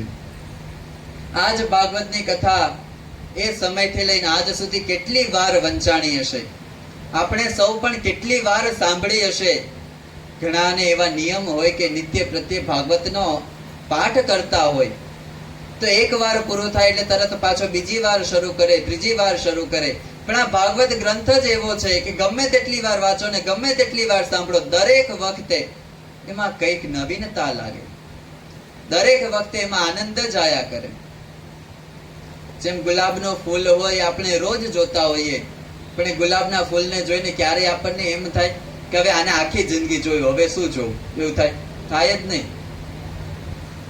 મોગરાની સુગંધ નાનપણમાં ગમતી હોય, જુવાનીમાં ગમે ને વૃદ્ધ થાય તોય મોગરાની સુગંધ એને ગમે જ. તો આ તો ભાગવત છે. ભાગવતમાં જ્યારે પણ પાઠ કરે, જ્યારે પણ એને શ્રવણ કરીએ, ત્યારે એની અંદર પણ એવા નવીન ફૂલો ખીલે છે કે આપણને મજા જ આય રાખે, આનંદ જ આય રાખે. એવો આ ગ્રંથ છે. અને આ ગ્રંથ એ સ્વયં ભગવાનની મરજીથી રચાયેલો છે. નારદજી એક પણ કાર્ય, કાલે જે આપણે દાસની વ્યાખ્યા કરી હતી કે સ્વામીને ગમતું કરે, નારદજી એક પણ કાર્ય ભગવાનની રુચિ વગર કરે નહીં. ગમે તેને ઉપદેશ આપે. નારદજી કંસને ઉપદેશ આપવા માટે ગયા, આપણે આગળ લીલામાં જોઈશું. કંસને ઉપદેશ આપવા માટે ગયા ને કંસના હાથે પાપ કરાવ્યું તો એ પણ ભગવાનની મરજી હતી એટલે કરાવ્યું. અને અહીંયા ગ્રંથની રચના કરાવે તો એ પણ ભગવાનની મરજી છે એટલે કરાવે. એટલે નારદજી દરેક કાર્ય ભગવાનની રુચિમાં રહીને કરે છે. ભગવાનની મરજીથી ભાગવત ગ્રંથની રચના થઈ. ધીમે ધીમે ધીમે ધીમે એ ગ્રંથનો એટલો બધો પ્રચાર થયો, પ્રસાર થયો કે એની પરંપરાઓ ચાલી. સુખદેવજી પાસેથી એમના શિષ્યો સાંભળે, એમના શિષ્યો પાસેથી એ બીજા શિષ્યોને ભણાવે. એમ કરતા કરતા કરતા આ ભાગવત ગ્રંથ આજે આપણા સુધી પહોંચ્યો. અને સુત પુરાણી એમ કહે છે કે ભાગવત ગ્રંથનો સાર શું? સૌનકાદિક ઋષિઓએ પ્રશ્ન કર્યો હતો કે ભાગવત ગ્રંથના આધારે તમે એમ કહો કે ભગવાનની પ્રાપ્તિ કેવી રીતે, એનો સાર શું અને સાધકે શું કરવું? ત્યારે સુત પુરાણીએ ભાગવતનો સાર કાઢ્યો. ભજન, ભજન અને કથા શ્રવણ. કથા શ્રવણ જેટલી વધારે થાય એટલું ભગવાનમાં હેત થાય. જેના જેટલા ગુણો સાંભળીએ એટલું આપણને એમાં હેત થાય. કોઈની પણ સાથે પ્રેમ કરવો હોય તો કે પ્રેમ કરવા માટે કે દુકાનેથી કે કિલો 2 કિલો લાઈને લગાવી ના દેવાય. એ તો એના પ્રત્યે આપણે કઈ કહેવાય એના ગુણ જોઈએ, એનું એવું રૂપ જોઈએ, તો આપણને એમાં પ્રેમ થાય, તો આપણને એમાં હેત થાય. નારદજીને ભગવાનમાં હેત થયું તો ઋષિઓના મુખેથી એમણે ભગવાનના સ્વરૂપનું વર્ણન સાંભળ્યું છે કે ભગવાન કેવા મધુર છે, કેવા રૂપવાન છે, કેવા તેજસ્વી છે, કેવા ગુણવાન છે. ભગવાનનું વર્ણન સાંભળી અને એમાં હેત થયું છે. અને એવું જે સમજણ સાથે હેત થાય એ જ હેત ટકે. બાકી આ ચામડાના રૂપને જોઈને આજે ઘણા હેત કરે છે, પણ ઉંમર જતા દરેકની જુવાની એ વૃદ્ધાવસ્થામાં બદલાઈ જાય અને એનું રૂપ પણ જતું રહે. અને પછી શું થાય? 4-5 વર્ષ જોડે રહે અને પછી લડી ઝઘડીને છૂટા પડે. કેમ? પહેલા તો હેત થયું હોય, જગતથી વિમુખ થઈને જગત સામે ઝઘડીને પોતે લગ્ન કર્યા હોય. શેના માટે? તો કે અમને હેત છે, એકબીજા સાથે ખૂબ પ્રેમ છે. પણ એ પ્રેમ શેનો હોય? ગુણનો ના હોય, રૂપનો હોય. અને રૂપ તો કોઈનું સ્થિર રહેતું નથી. આપણે જ વિચાર કરીએ, બાળપણમાં કેવા દેખાતા હોઈએ, જુવાનીમાં કેવા દેખાતા હોઈએ, અને જુવાની ધીમે ધીમે ધીમે જ્યારે જતી જાય અને વૃદ્ધાવસ્થા આવતી જાય ત્યારે આપણે કેવા હોઈએ. વૃદ્ધાવસ્થામાં માથે વાળ ધોળા થઈ ગયા હોય, પગ ચાલતા બંધ થઈ ગયા હોય, લટકતા લટકતા ચાલતા હોઈએ, માંડ માંડ. બાળક બોલે મીઠું લાગે. બાળક હોય, નાનકડું બાળક, એ કદાચ આપણને તુકારે બોલાવે ને તો એ દાદાને અને દાદીને બહુ મીઠું લાગે. એનું એ બાળક જો જુવાન થઈને બા દાદાને તુકારે બોલાવે ને તો હજી થોડું ઘણું હેત હોય એટલે ચાલ્યું જાય, મનમાં રહે, બોલે નહીં કઈ, થોડું ઘણું ચાલ્યું જાય. અને કમાવા માંડે પછી જો તુકારે બોલાવે તો પછી ના ગમે. કેમ? કારણ કે એમાં જે હેત હોય ને એ સમય સાથે પરિવર્તિત થઈ જાય. એટલે ભગવાનના સ્વરૂપમાં હેત ભગવાનના મહિમાથી થાય, ભગવાનની કથાથી થાય. અને આવી જ ભગવાનની કથા એટલે શ્રીમદ ભાગવતની કથા છે.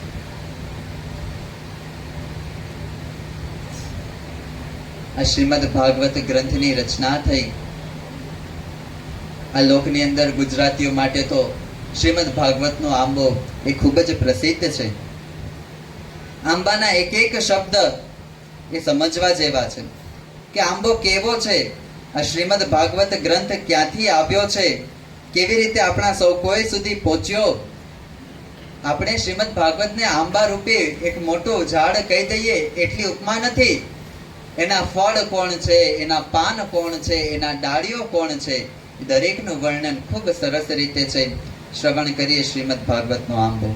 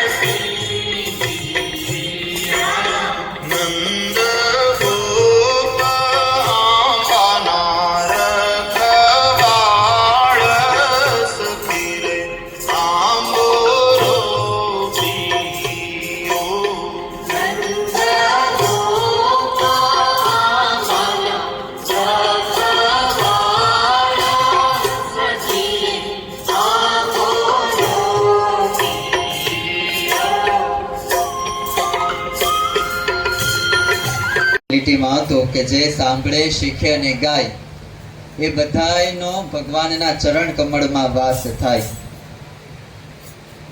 આવી રીતના પ્રથમ સ્કંદની અંદર નારદજીનો પૂર્વ ચરિત્રનું વર્ણન છે. ત્યારબાદ અર્જુનનો વિષાદ છે.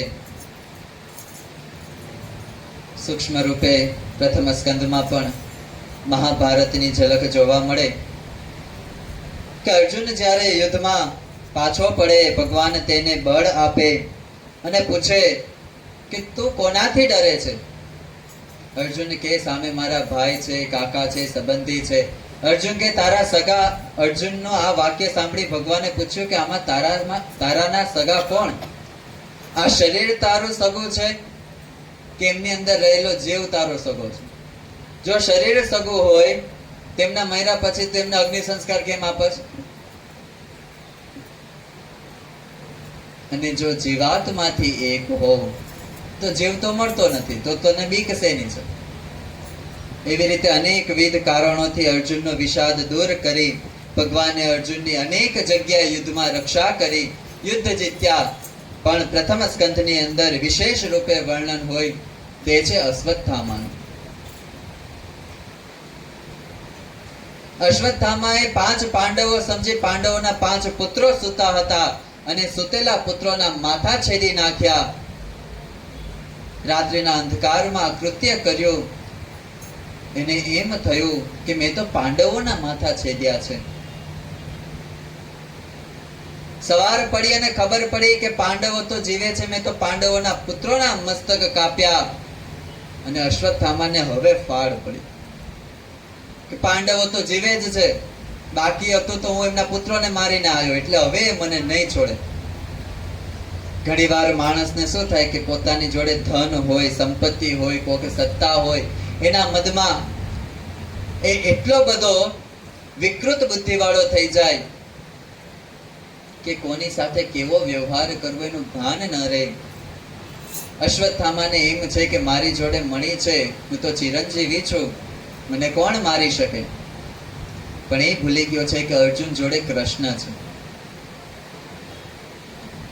અશ્વત્થામા પુત્રોના માથા કાપ્યે વાત જેવી અર્જુનને ખબર પડી કે તરત જ એને રથ તૈયાર કર્યો, કૃષ્ણને સાથે લીધા અને અશ્વત્થામાની પાછળ ભાગ્યા છે.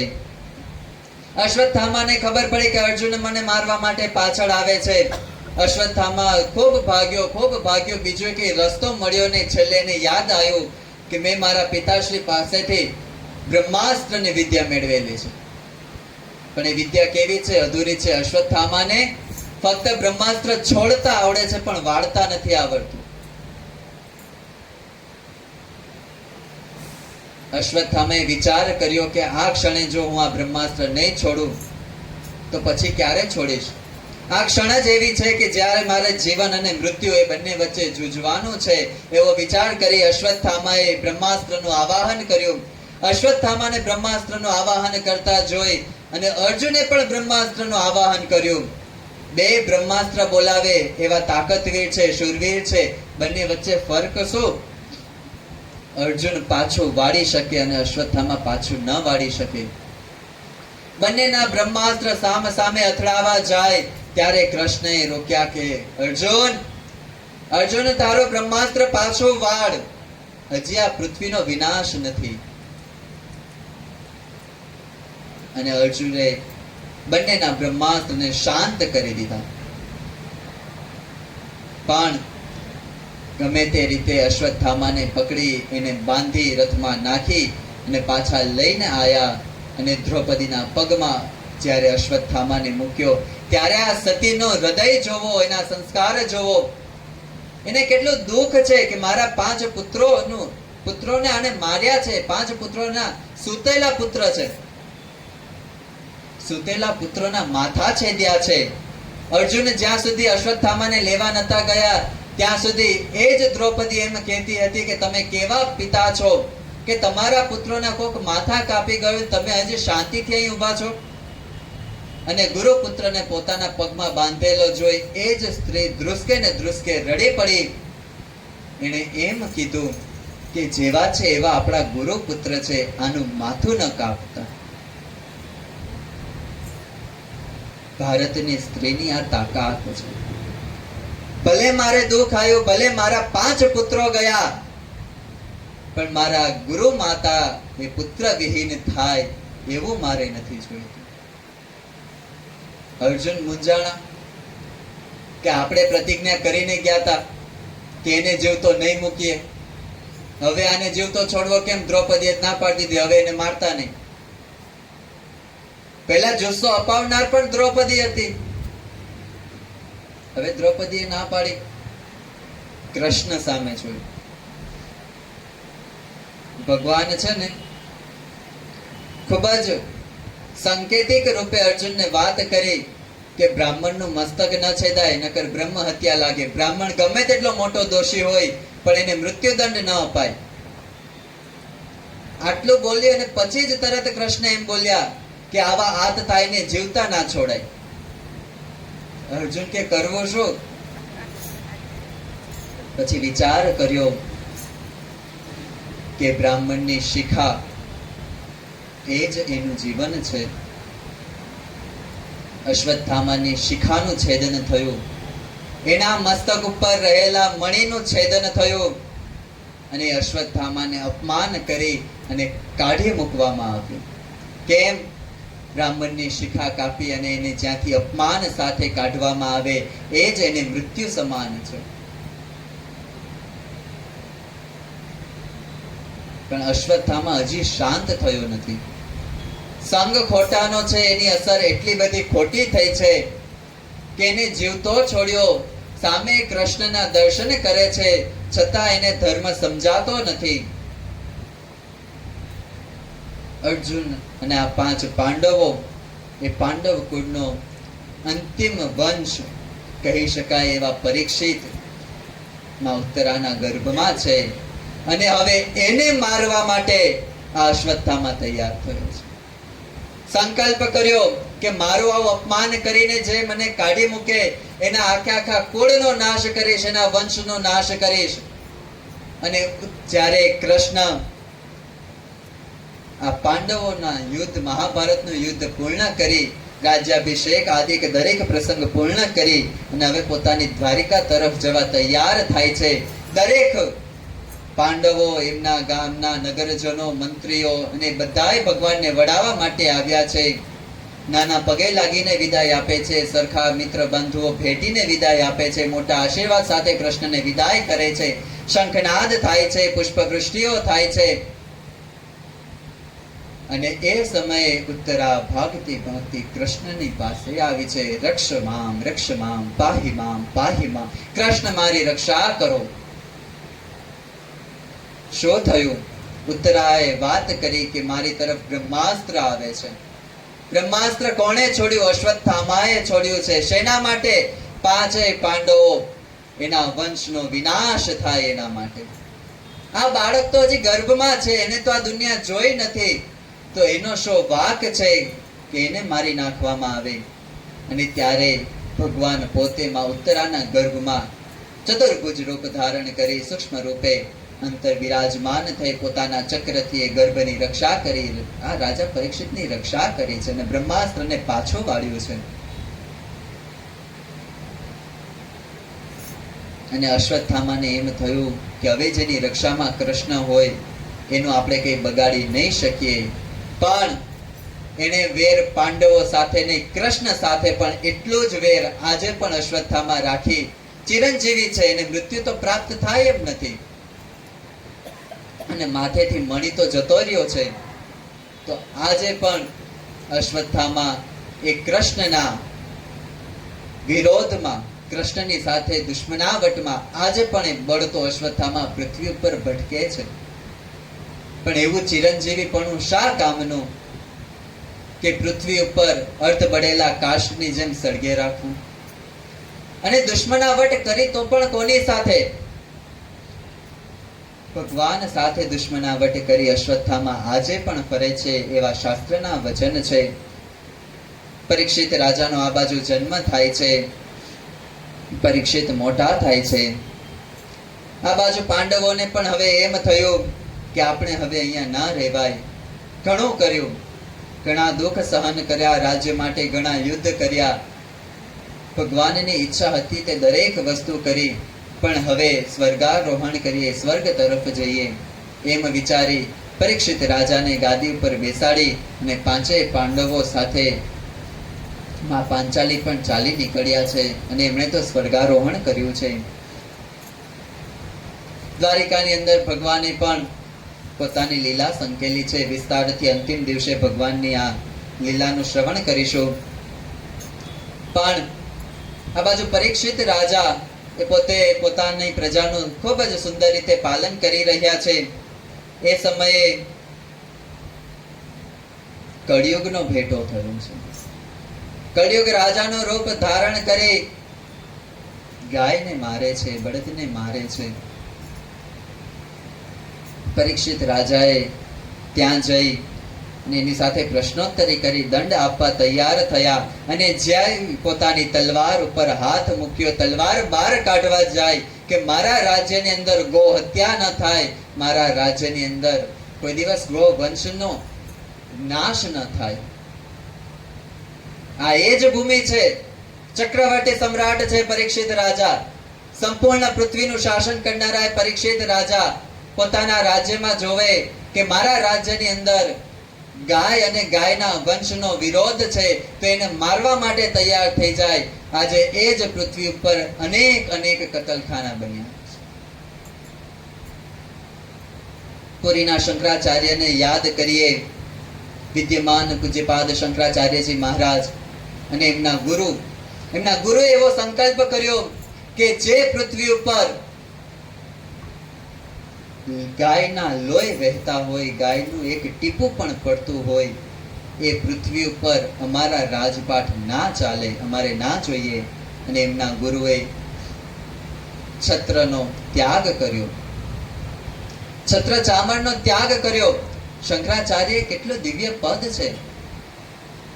આદિગુરુ શંકરાચાર્ય સ્થાપેલા 4 દિશાના 4 મઠ છે અને આજે પણ ચારે મઠનો વૈભવ એટલો વિદ્યવાન છે. પણ પુરીના શંકરાચાર્ય વયોવૃદ્ધ છે, તેમ છતાં આજે પણ પોતાના દેહની સર્વ ક્રિયા પોતાની જાતે કરે છે. વિદ્વાન છે, વેદોના જ્ઞાતા છે. અને જે વિદ્વાન હોય, સંસ્કૃત આદિક ગ્રંથો, વેદાદિક પુરાણાદિક ગ્રંથો ભણેલા હોય, એ જ શંકરાચાર્યના પદ પર વિરાજમાન થઈ શકે. એ આજે પણ પોતાના છત્ર વગર ચાલે છે. કેમ? કારણ કે ગાયની રક્ષા કરવાનો સંકલ્પ છે. પણ જેવું આ કળિયુગે જોયું કે હમણાં પરીક્ષિત રાજા પોતાની તલવાર ફેરવશે અને મારું મસ્તક છેદી નાખશે, ત્યાં પરીક્ષિત રાજાના ચરણોમાં આવી અને કળિયુગ પડી ગયો છે કે હું તો તમારા શરણે છું, મારી રક્ષા કરો. અને રાજાનો એ નિયમ છે, જે પણ એના શરણે આવે એને મારી ના શકે, એની રક્ષા કરવી જોઈએ. પરીક્ષિત રાજાએ એને માર્યો નથી, એનો ભેષ આપ્યો છે. કળિયુગે કીધું કે તમે મને રહેવાના સ્થાન આપો. ત્યારે પરીક્ષિત રાજા એને સ્થાન આપ્યા કે જે જગ્યાએ અધર્મ હોય, પર સ્ત્રીનો સંગ થતો હોય, જોગટું આદિક રમાતું હોય અને દારૂની મહેફિલો જમાતી હોય, એ જગ્યાએ કળિયુગ તારો વાસ. કલિયુગે કીધું પ્રભુ આ બધી જ જગ્યા બરાબર છે, પણ રાજન એક તો સારી જગ્યા આપો. આ દરેક વસ્તુ ખોટી આપી, એક તો સારી આપો. અને પરીક્ષિત રાજાએ સોનામાં કળિયુગને સ્થાન આપ્યું. પરીક્ષિત રાજા તો આ બાજુ સોનામાં સ્થાન આપી કળિયુગને છોડી અને જતા રહ્યા છે. સમય જતા પરીક્ષિત રાજા સુવર્ણનો મુગટ ધારણ કરે છે. કળિયુગને તો પરીક્ષિત રાજા સાથે દુશ્મનાવટ જ છે, પણ કેને જરૂર પડે ત્યારે ગધેડાની બાપ કેવા પડે, એની જેમ કલયુગે આઈને પગ પકડ્યા છે પરીક્ષિત રાજા. પણ આજે એને મોકો મળ્યો છે. પરીક્ષિત રાજાએ સુવર્ણનો મુગટ માથે ધારણ કર્યો છે અને વનમાં શિકાર કરવાના અર્થે જાય છે. મૃગલા ખેલવા જાય, તરસ લાગી, ઋષિના આશ્રમમાં ગયા. ઋષિ ધ્યાનસ્થ થઈને બેઠા છે. રાજનને એમ થયું કે હું રાજા આવ્યો, અહીંયા પાણી માંગુ અને આ ઝૂંપડીએ મારું સ્વાગત કરનાર કોઈ નહીં. આ ઋષિ ધ્યાનાવસ્થામાં બેઠા છે, પણ રાજાને એમ થયું કે આ ઢોંગ કરે છે. કેમ? કારણ કે માથે સોનાનો મુગટ હતો. કળિયુગે પોતાનો પ્રભાવ બતાવ્યો અને કળિયુગના પ્રભાવે બાજુમાં મરેલો સાપ હતો એને બાણની અણીએ ઊંચો કરી અને ઋષિના ગળામાં ફેંક્યો. શૃંગી ઋષિને ખબર પડી, ઋષિના જે પુત્ર છે, શૃંગી ઋષિને ખબર પડી, નદીએ હતા, બાળક છે, ઋષિ પુત્ર છે, પણ તેજસ્વી છે. પોતાના મિત્રો સાથે નદીએ હતા, ત્યાં ખબર પડી કે મારા બાપના ગળામાં પરીક્ષિત રાજાએ આવી રીતે મરેલો સર્પ નાખી અપમાન કરી ત્યાંથી ચાલ્યા ગયા છે. નદીનું જળ હાથમાં લીધું અને સંકલ્પ કર્યો કે મારા બાપના ગળામાં જેણે મરેલો સર્પ વીંટ્યો એનો આજથી 7મા દિવસે તક્ષક નાગના દંશથી એનું મૃત્યુ થશે. પિતાશ્રીને ખબર પડી કે પુત્રએ આવો શ્રાપ આપ્યો છે. તરત પોતે ધ્યાનમાંથી જાગ્યા, જોયું શું થયું. પોતાનો પુત્ર બાજુમાં રુદન કરતો હતો. શું થયું એને વાત કરી, તમારા ગંઠમાં આ મરેલો સાપ નાખી ગયું છે. ઋષિએ પોતાની દીર્ઘ દ્રષ્ટિથી જોયું કે આ તો આપણા રાજા છે અને પાંડવોનો વંશ છે. આવો શ્રાપ એને ન અપાય. એ તો ઋષિના શબ્દ છે, શ્રાપ આપ્યા પછી એ પાછો ન વળે. તરત જ સમાચાર મોકલવામાં આવ્યા કે તમને ઋષિપુત્રનો આવો શ્રાપ છે, આજથી 7મા દિવસે તમારું મૃત્યુ થશે. પરીક્ષિત રાજાને થયું કે 7 દિવસ બાકી છે, મારે શું કરવું જોઈએ? અને તરત જ પરીક્ષિત રાજાએ સંકલ્પ કર્યો કે હવે આ રાજલક્ષ્મીનો ત્યાગ કરો. અને આપણી બધા પાસે જોવો તો આપણી જોડે 7 જ દિવસ છે, આપણા માટે 8મો દિવસ નહીં આવે. 7માંથી એક દિવસે જ જતા રહેશું. પણ આપણે એટલા બધા કોડ રાખ્યા છે કે આવું કરવું છે, આવું કરવું છે, આવું કરવું છે. પરીક્ષિત રાજાને ખબર પડી કે 7મા દિવસે મૃત્યુ છે અને એમણે તરત જ રાજ વૈભવનો ત્યાગ કર્યો ને ગંગાના કાંઠે આવી ગયા છે. ઋષિઓને પૂછે કે 7 દિવસમાં મારું કલ્યાણ થાય એવો ઉપાય કહો. દરેક ઋષિઓ વિચાર કરે 7 દિવસમાં કલ્યાણ કેમ થાય? આખી જિંદગી ઋષિઓ કે અમે વનમાં જઈ ઊંધા લટકી લટકીને તપ કર્યું, તોય ભગવાનના દર્શન થાય તો થાય, નકર નથી થતા. તપ કરવા બેસે અને રાફડા થઈ જાય, શરીર ઉપર માટી ચડી જાય. માટી ચડી જાય એટલું નહીં, માટી ઉપર વૃક્ષ ઉગી નીકળે. એવી તપસ્યા કરે તોય ભગવાન નથી મળતા. અને પરીક્ષિત તમે 7 દિવસ લઈને આવ્યા છો કે 7 દિવસમાં કલ્યાણ કરો. પણ પરીક્ષિતની ઉપર કૃષ્ણની કૃપા છે. પિતાના કરેલા કર્મ બાળકને પણ મળે. પાંડવોએ જે કર્મ કર્યા છે, કૃષ્ણનો જે પક્ષ રાખ્યો છે, એનું પુણ્ય ક્યાંક આજે પ્રગટ થયું. અને પરીક્ષિત રાજાના આ અંત સમયે સુખદેવજી મહારાજનો ભેટો થયો છે. સુખદેવજી મહારાજની સ્થિતિ કેવી? 16 વર્ષની આયુ છે, દિગંબર શરીર છે, તેજસ્વી કાયા છે. નીચું જોઈ ભગવાનનું સ્મરણ કરતા કરતા કરતા એ તો ચાલ્યા જાય છે. એ ગામની પાદરમાંથી નીકળે, કેટલાય એને ગાંડો ગણી અને છોકરાઓ એની પાછળ નાચતા કૂદતા નીકળે કે આ તો કોક ગાંડો આવ્યો છે. સુખદેવજી મહારાજની કસાયનો ફરક પડતો નથી. પાણી ભરવા જતી બાઈઓ જો આ સુખદેવજી મહારાજને જોઈ જાય ને તો શાસ્ત્ર અને વિદ્વાનો એમ કે છે કે બાઈઓ પણ આ 16 વર્ષના યુવાન નું રૂપ જોઈને મોહાઈ જાય, પણ જ્યાં એની સ્થિતિ જોવે કે આ તો આપણી સામે એક વાર પણ ઊંચી દ્રષ્ટિ કરીને જોયું નથી, ત્યાં તરત પોતાના મનની સ્થિતિને પાછી વાળી લે કે આ તો સાધક છે. એવા સુખદેવજી મહારાજ ગંગાના કાંઠે આયા છે. પરીક્ષિત રાજાએ ખૂબ સન્માન કર્યું છે અને વાત કરી છે કે 7 દિવસની અંદર મારું મૃત્યુ છે. સુખદેવજી મહારાજે કીધું કે કલ્યાણ તો ક્ષણની અંદર થાય, કલ્યાણ તો ક્ષણમાં થાય. અને વાત એ સાચી છે, આ શરીરમાંથી જીવને નીકળતા એક ક્ષણે માંડ થાય, તરત જ શરીર શાંત થઈ જાય. એના માટે કે 4 દિવસથી ભાઈ ખેંચે છે બધા, કે કેમ તો કે શરીરમાંથી જીવ છૂટો નહીં પડતો. એવું થોડું છે કે 4 દિવસથી ખેંચાતાણી ચાલતી હોય. આ બાજુ પરિવાર વાળા ખેંચે, ના રાખવાનો છે. પેલ બાજુથી યમના દૂતો આવીને ખેંચે કે ભગવાનના પાર્ષદો ખેંચતા હોય, ના લઈ જવાનો છે. એવું કઈ ઘમસાણ યુદ્ધ ના ચાલે.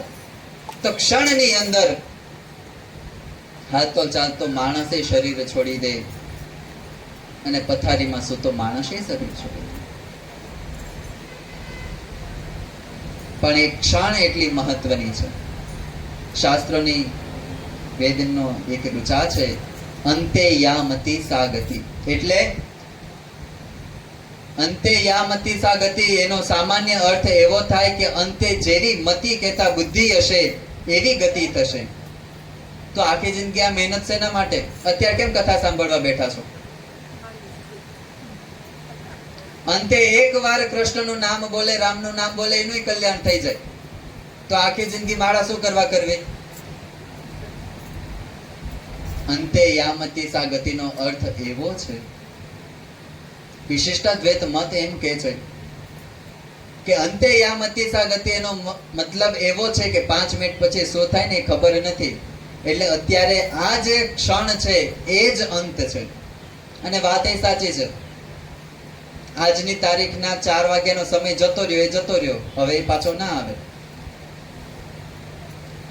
આખી જિંદગી જેવું કર્યું હોય ને ગઢપણમાં એવી જ આદતો રહે. ગઢપણમાં આદતો બદલાય છે?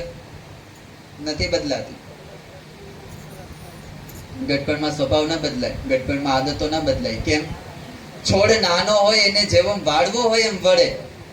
મોટું થળિયું થઈ ગયા પછી એને વાળવા જાવ તો એ વળે નહીં, એ તૂટી જાય પણ વળે નહીં. એવી રીતે નાનપણથી આખી જિંદગી જો ભગવાન તરફ ક્યાંક ભગવાનનું નામ લેવાનું, ક્યાંક સત્સંગ કરવાનો, ક્યાંક ભગવાનની પૂજા કરવાની આદતો પાડી હોય તો અંત સમય એમાંથી એકાદ વસ્તુ યાદ આવી જાય ને તો પણ કલ્યાણ. આખી જિંદગી મહેનત આના માટે છે. અને એવું કહેવાય છે કે અંત સમય જ્યારે નજીક આવે ને ત્યારે આખી જિંદગીના કરેલા કર્મ એ પિક્ચરની જેમ માણસની સામે આવીને ઉભા રહેતા હોય છે.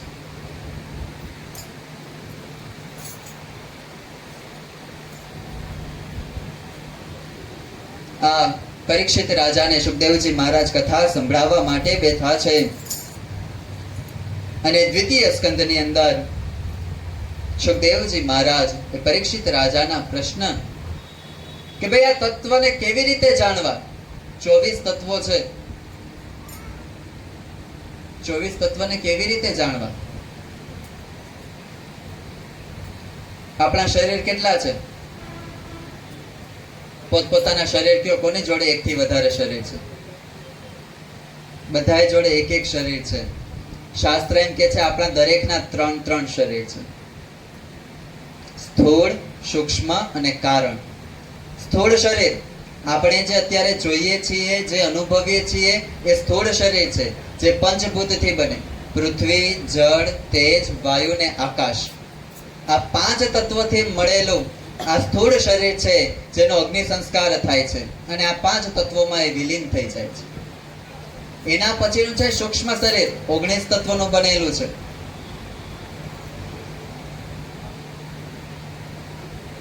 એ શું કરે છે? તો આપણા શરીરની અંદર આ જે સ્થૂળ શરીર છે એ તો ખાલી ખોખું જ છે. એની અંદર જે દરેક વસ્તુ ચાલે છે તે સૂક્ષ્મ શરીર થકી ચાલે છે. અને એના પછીનું છે કારણ શરીર. કારણ શરીર એટલે બીજ. આપણને આ શરીર મળ્યું કેમ? આપણી કોઈક વાસના, કોઈક ઈચ્છા, આપણા કોઈક કર્મ અધૂરા રહી ગયા, એના લીધે આપણને શરીર મળ્યું. દરેકના શરીર જુદા જુદા છે. સ્થૂળ શરીરે જુદા છે, સૂક્ષ્મ શરીરે જુદા છે, અને કારણ શરીરે જુદા છે. વિચાર કરો, આપણે એમ કહીએ છીએ કે મારામાં આટલી બુદ્ધિ છે, મને આવા વિચાર આવે છે. કોક એમ કે ભાઈ તારે એવા વિચાર નહીં કરવાના, તો શું એને આમ કાઢી શકીએ કે ભાઈ કાઢીને મૂકી દીધા? કેમ? વિચાર સૂક્ષ્મ શરીરમાં આવે છે, સ્થૂળ શરીરમાં નથી આવતા. વિચાર જે આવે છે સૂક્ષ્મ શરીરમાં આવે છે, એટલે એની અનુભૂતિ થાય, એ દ્રષ્ટિગોચર ન થાય.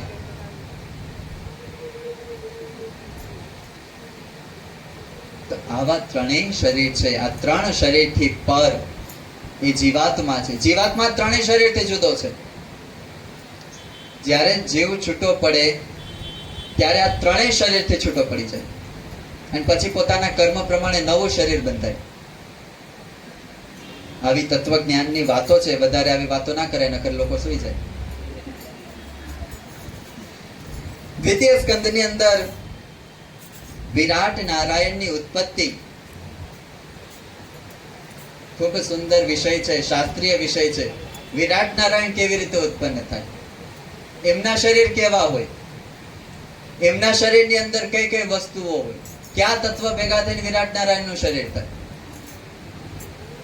પણ એવી બાજુ ન જતા વિરાટ નારાયણના જે સ્થૂળ રૂપે કહી શકાય એ એવું છે કે વિરાટ નારાયણને 1000 મસ્તક છે, 1000 હાથ છે, 1000 ભુજાઓ છે, 1000 ચરણારવિંદ છે. પુરુષ સૂક્તની અંદર જે પણ વર્ણન છે એ વિરાટ નારાયણનું વર્ણન છે. સહસ્ત્ર શિરખા પુરુષ સહસ્ત્રાક્ષ સહસ્ત્રપાદ. વિરાટ નારાયણના એક એક અંગની અંદર આખા બ્રહ્માંડનું ધ્યાન કરવામાં આવ્યું છે કે મસ્તકથી લઈ અને ચરણારવિંદ સુધી 14 લોક કેવી રીતે વ્યાપીને રહ્યા છે. વિરાટ નારાયણનું એટલું મોટું દિવ્ય શરીર છે. આપણા શરીરમાં જેમ નાભી મધ્યસ્થ સ્થાને છે, એમ વિરાટ નારાયણના નાભીના સ્થાને પૃથ્વી વિરાજમાન છે. આવું વિરાટ નારાયણનું સ્વરૂપ છે. દ્વિતીય સ્કંધની અંદર સંપૂર્ણ સૃષ્ટિ પ્રક્રિયા સમજાઈ છે અને તૃતીય સ્કંધની અંદર વેદવ્યાસજીએ બ્રહ્માજીની ઉત્પત્તિ લખી છે. નાભી કમળમાંથી ઉત્પન્ન તો થયા, પણ એમ કહેવાય, શાસ્ત્ર એમ કહે છે કે બ્રહ્માજીનું જ્યારે કમળ ખુલ્યું અને જ્યારે ઉત્પન્ન થયા ત્યારે એમણે વિચાર કર્યો કે હું ક્યાંથી ઉત્પન્ન થયો, હું ક્યાંથી આવ્યો. અને એમ વિચાર કરી બ્રહ્માજીએ એટલો વધારે વિચાર કર્યો કે હું કમળ ઉપર છું, તો જરૂર આ કમળનું મૂળ ક્યાંક જોડાયેલું હશે. એટલે કમળની જે દાંડલી હોય એમાં બ્રહ્માજીએ પ્રવેશ કર્યો. બ્રહ્માજીના 100 વર્ષ સુધી એ ચાલ્યા એ દાંડલીમાં. દાંડલીનું મૂળ ના આવ્યું હાથમાં. બ્રહ્માજી થાકીને પાછા ઉપર જતા રહ્યા ત્યારે આકાશવાણી થઈ, બ્રહ્મા તપ કરો, તપ કરો, તપ કરો. વિરાટ નારાયણની નાભીમાંથી બ્રહ્માજી ઉત્પન્ન થયેલા છે. આપણે જે શેષશાહી સ્વરૂપ જોઈએ છીએ કે ભગવાન શેષશાહી નાગની જે ફણા હોય એના ઉપર ભગવાન સૂતા હોય, લક્ષ્મીજી ચરણ સેવા કરતા હોય અને નાભીમાંથી કમળ ખીલ્યું હોય અને બ્રહ્માજી બિરાજમાન હોય, એ જે સ્વરૂપ છે એ સ્વરૂપ વિરાટ નારાયણનું છે.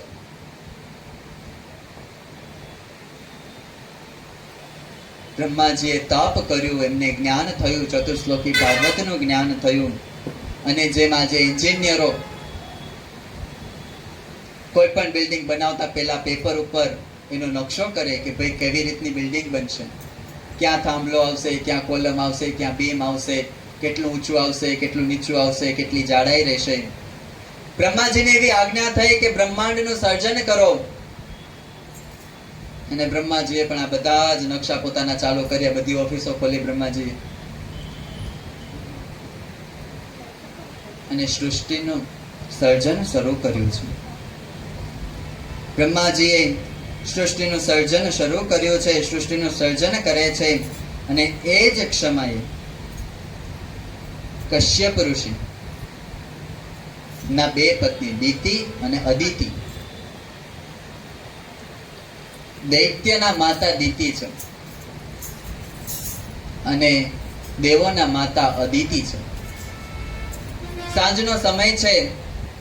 શાસ્ત્ર મર્યાદા એમ છે કે સાંજના સમયે ભોગ ન ભોગવાય, પછી ભલે એ ગૃહસ્થ હોય, સાંજના સમયે ભોગ ન ભોગવી શકે. એટલે જ્યારે સાંજનો સમય થાય ત્યારે ઘરમાં દીવા કરવામાં આવે કે સાંજના સમયે ઘરમાં અંધારું ન રહેવું જોઈએ, સાંજના સમયે કચરો ન વળાય. એવી અનેક માન્યતાઓ છે, અનેક રીતો છે. સાંજના સમયે કશ્યપ ઋષિ પોતે અગ્નિહોત્ર કર્મ કરતા હશે, સંધ્યા વંદન આદિ કરતા હશે, અને દિતિ એ સમયે માયાવશ થઈ અને કશ્યપ ઋષિ સાથે ભોગ ભોગવવાની ઈચ્છા વ્યક્ત કરી. કશ્યપ ઋષિએ ઘણા સમજાવ્યા, પણ જ્યારે દિતિ માને મનમાં ન બેઠું ત્યારે એમણે પોતાનું ધાર્યું કર્યું. અને પછી કશ્યપ ઋષિએ એટલું જ કીધું કે દિતિ, તમને 2 પુત્ર થશે અને બંને પુત્ર આસુરી વૃત્તિ વાળા થશે અને દેવોના એ વિદ્રોહી થશે, દુશ્મન થશે. દિતિ માતાએ પોતાના બંને પુત્રોને દેવોથી બચાવવા માટે ગર્ભમાંથી બહાર ન કાઢે, પોતાના ગર્ભમાં રાખ્યા. એ સ્ત્રીઓની તાકાત શું હશે? ઈચ્છા થાય ત્યારે એ પુત્રને જન્મ આપી શકે. એનું પતિવ્રતા પણ કેવું હશે? પોતાના પતિ પ્રત્યેની શ્રદ્ધા કેવી હશે? પણ જે લખ્યું હોય તે થવાનું હોય. દિતિ માતાના ગર્ભથી 2 પુત્રનો જન્મ થયો, હિરણ્યાક્ષ અને હિરણ્યકશ્યપ. હિરણ્યાક્ષ એ મોટા છે, અતિશય બળવાન છે, મોટા મોટે પર્વત જેવી એમની કાયાઓ છે, અને નાનપણથી એટલા બધા બળવાન છે કે પર્વતોને પણ ઉછાળીને આકાશમાં ફેંકે છે. પૃથ્વી ઉપર તો કોઈ એમને જીતી શકે એમ છે જ નહીં. પણ હિરણ્યાક્ષની વૃત્તિ આસુરી છે, લડવાનો અતિશય શોખ હોય ને, ઘણાને શોખ હોય લડવાનો. એ દિવસમાં એક વાર જ્યાં સુધી કોઈની જોડે ઝઘડે નહીં ને ત્યાં સુધી એને ખાવાનું પચે જ નહીં, રાત્રે ઊંઘ આવે નહીં. જોઈએ ને દિવસમાં 1-2 જણા એવા. હિરણ્યાક્ષને પણ એવું જ, કોકની જોડે ઝઘડું. કોની જોડે ઝઘડું? સ્વર્ગ તરફ પ્રયાણ કર્યું. દેવતાઓને ખબર પડી કે હિરણ્યાક્ષ આવે છે, દેવતાઓ પોતાના આસન મૂકીને ગાયબ. આની જોડે ઝઘડાય, કારણ વગર આપણને મારી નાખે, ક્યાંક હાથપગ ભાંગી નાખે. સ્વર્ગમાં કોઈ મળ્યું નહીં, ત્યાંથી પાછા આવ્યા. હવે તો વારા પરથી કે એક દેવના લોકમાં જવું. વરુણ લોકમાં જાય, સૂર્ય લોકમાં જાય, બધે ફરતા જાય, ક્યાંય કોઈ મળ્યું નહીં. ત્યારે એમને એમ થયું કે હું કોની જોડે ઝઘડું. અગ્નિ લોકમાં ગયા. મતભેદ છે, પાઠ ભેદ છે. અમુક ભાગવતની અંદર વરુણ લોક કીધો છે અને અમુક ભાગવતમાં અગ્નિ લોકનું વર્ણન છે. પણ મુખ્ય વિષય એ નથી કે આ લોકમાં ગયા. વાત એ છે કે દેવના લોકમાં ગયા અને દેવે વાત કરી કે જો તમારે ઝઘડવું જ હોય, યુદ્ધ કરવું હોય તો સરખા સાથે કરો. હિરણ્યાક્ષ કે કોણ છે મારા જેટલો બળવાન? દેવતાઓએ વાત કરી કે અમે એવું સાંભળ્યું છે કે વિષ્ણુ અતિશય બળવાન છે. બ્રહ્માજી સૃષ્ટિનું સર્જન કરે, શિવજી અતિશય ભોળા. અસુરો ખૂબ તપ કરે, ખૂબ તપ કરે. તપમાં અસુરોની કાચપ ન હોય, અતિશય તપ કરે. કોને ઉપર? મહાદેવ ઉપર. મહાદેવ ભોળા, વરદાન માગે, મહાદેવ વરદાન આપી દે, તથાસ્તુ કહીને જતા રહે. અને પછી બધાય પ્રશ્ન આવે વિષ્ણુ ભગવાન જોડે. આ હિરણ્યાક્ષને પણ મોકલો વિષ્ણુ ભગવાન જોડે. એ કે ક્યાં મળે? તો કે ભગવાન તો એના લોકમાં છે, એ તો આવી રીતે ના મળે. કેવી રીતે મળે? બધી માહિતી લીધી કે એટલું બધું કોણ કરે, કોણ તપ કરે, કોણ ભજન કરે. તો કે શું કરવું? હા, બ્રહ્મા પૃથ્વીનું સર્જન કરે છે. બ્રહ્માજી પૃથ્વીનું સર્જન કરે છે અને આ પૃથ્વીનું સર્જન એ વિષ્ણુના કહેવાથી થાય છે. જો હું પૃથ્વીને ગાયબ કરું તો ભગવાન મારી સામે આવશે. અને હિરણ્યાક્ષ આટલી મોટી પૃથ્વીને જેમ ફૂટબોલ રમતો હોય એવી રીતે લાત મારતો મારતો રસાતળમાં લઈને જતો રહ્યો. પૃથ્વી રસાતળમાં ગઈ. બ્રહ્માજી તો સૃષ્ટિને આગળ વધારવા માટે મરીચ્યાદી ઋષિઓને ઉત્પન્ન કર્યા. મનુ મહારાજ અને શત્રુપા દેવી ઉત્પન્ન થયા. બ્રહ્માજીના દેહમાંથી બે ભાગ પડ્યા, પુરુષ અને સ્ત્રી રૂપે ઉત્પન્ન થયા. મનુ મહારાજ અને શત્રુપા દેવી ઉત્પન્ન થયા અને એના થકી મનુષ્ય સૃષ્ટિ ચાલી છે. એટલે આપણે મનુ મહારાજ અને શત્રુપા દેવીના વંશજ છીએ. આપણે એના પુત્ર છીએ. આપણે કઈ વાંદરાના નથી. મનુ મહારાજ અને શત્રુપા દેવી બંને બ્રહ્માજી પાસે પાછા ગયા કે તમે એમ કહો છો કે પૃથ્વીનું સર્જન કરો, પણ પૃથ્વી ક્યાં?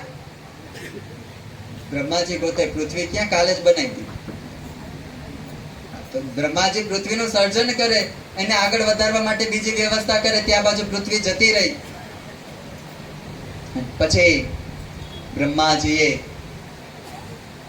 ભગવાનની સ્તુતિ કરી. શું કરવું, શું કરવું? પોતાનો શ્વાસ ચડી ગયો. જેમ કોઈ માણસની વસ્તુ ખોવાઈ જાય તો તરત એ હાફડા ફાફડા થઈ જાય. એને એમ થાય કે મારે શું કરવું જોઈએ, હવે શું કરી નાખું, શું કરી નાખું, એવો વિચાર કર્યો. ત્યારે ભગવાન બ્રહ્માજીના નાસિકામાંથી વરાહ રૂપે ભગવાન પ્રગટ થયા છે. બોલો વરાહ ભગવાન કે. વરાહનું રૂપ છે ને, આગળ જે બે મોટા દાંત હોય એના ઉપર માં પૃથ્વીને ધારણ કરી છે. પૃથ્વીને ધારણ કરીને એ પોતે ઉપરની તરફ આયા છે. પૃથ્વીને લઈને જેવા એ આકાશ માર્ગે જાય, હિરણ્યાક્ષને ખબર પડી કે મારી પૃથ્વી લઈને કોણ ભાગ્યું? જરૂર આ વિષ્ણુ હોવા જોઈએ. મન ફાવે એવા શબ્દ એ બોલે છે. ખૂબ અપમાન કર્યું છે હિરણ્યાક્ષે, પણ ભગવાન કે ઉભો રહેતો, હું પૃથ્વીને સ્થિર કરી આવું પછી તારી વાત. આગળ વધતા જાય છે. ભગવાને પોતાના દાંત ઉપર ચડાવેલી પૃથ્વી એ બ્રહ્માજીના એ બ્રહ્માંડની અંદર એના સ્થાન ઉપર સ્થિર કરી છે. અને પછી હિરણ્યાક્ષ છે, અને હિરણ્યાક્ષ સાથે એવું ઘમઘોર યુદ્ધ થયું છે. મુષ્ટા મુષ્ટી, કેશા કેશી બંને બળ્યા છે. અને છેલ્લે ભગવાને પોતાના ગદાના પ્રહારથી હિરણ્યાક્ષનો વધ કરી અને ચતુર્ભુજ રૂપ ધારણ કર્યું છે. બોલો ચતુર્ભુજ નારાયણ દેવ કે. અને ભગવાન અદ્રશ્ય થયા છે. હિરણ્યાક્ષને મારનાર કોણ? હિરણ્યકશ્યપુને ખબર પડી કે મારા ભાઈનો વધ કરનાર વિષ્ણુ છે. અને તે દિવસથી હિરણ્યકશ્યપુના હૃદયમાં પણ વિષ્ણુ પ્રત્યે દુર્ભાવ જાગ્યો છે, વેર બાંધ્યું છે. અને એને એવું નક્કી કર્યું કે આ પૃથ્વી ઉપર જો કોઈ ભગવાન થઈને પૂજાય તો હિરણ્યકશ્યપુ કે હું એક પૂજાઓ, બીજો ભગવાન ન થાય. વિષ્ણુની પૂજા હું બંધ કરાવડાવું. પણ એ પૂજા કેવી રીતે બંધ થાય? આજે એને મન વાંચિત વરદાન આપ્યું છે. શ્રીમન્નારાયણ નારાયણ શ્રીમન્નારાયણ નારાયણ શ્રીમન્નારાયણ નારાયણ જય નારાયણ નારાયણ નારાયણ નારાયણ શ્રીમન્નારાયણ નારાયણ શ્રીમન્નારાયણ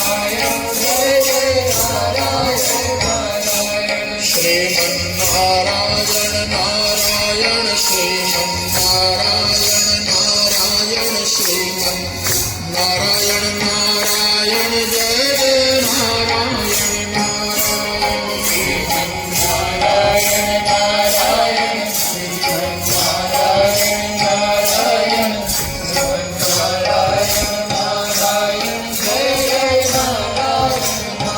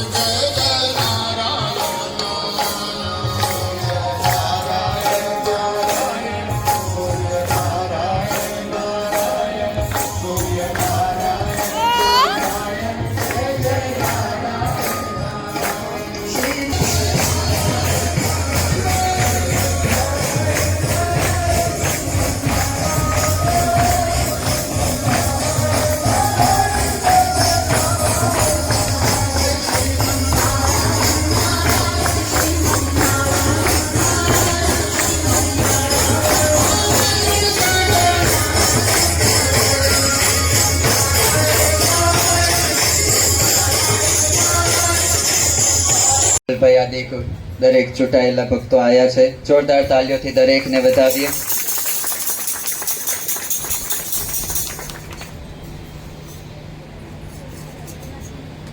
શેષ કથા પૂર્ણ કરી અને પછી આપણે સ્વાગત સન્માન તરફ આગળના કાર્યક્રમમાં જઈશું, જોડાઈશું. તો ત્રીજા સ્કંદની અંદર બ્રહ્માજીએ સૃષ્ટિ કરી અને એ સૃષ્ટિ પર હિરણ્યાક્ષ અને હિરણ્યકશ્યપુ દ્વારા જે પણ દુઃખ આવ્યું એનું વર્ણન કર્યું. હિરણ્યકશ્યપુનું ચરિત્ર આપણે બાકી છે, એ પછી જોઈશું. મહારાજ જય શ્રી કૃષ્ણ. અત્યારે યજમાન પરિવાર દ્વારા આપણી વચ્ચે જે મહેમાનો ઉપસ્થિત થયા છે તે દરેકનું પુષ્પમાળા અને શાલથી સ્વાગત કરવામાં આવશે. યજમાન પરિવારને વિનંતી, સાથે મંત્રગાન ચાલુ રહેશે.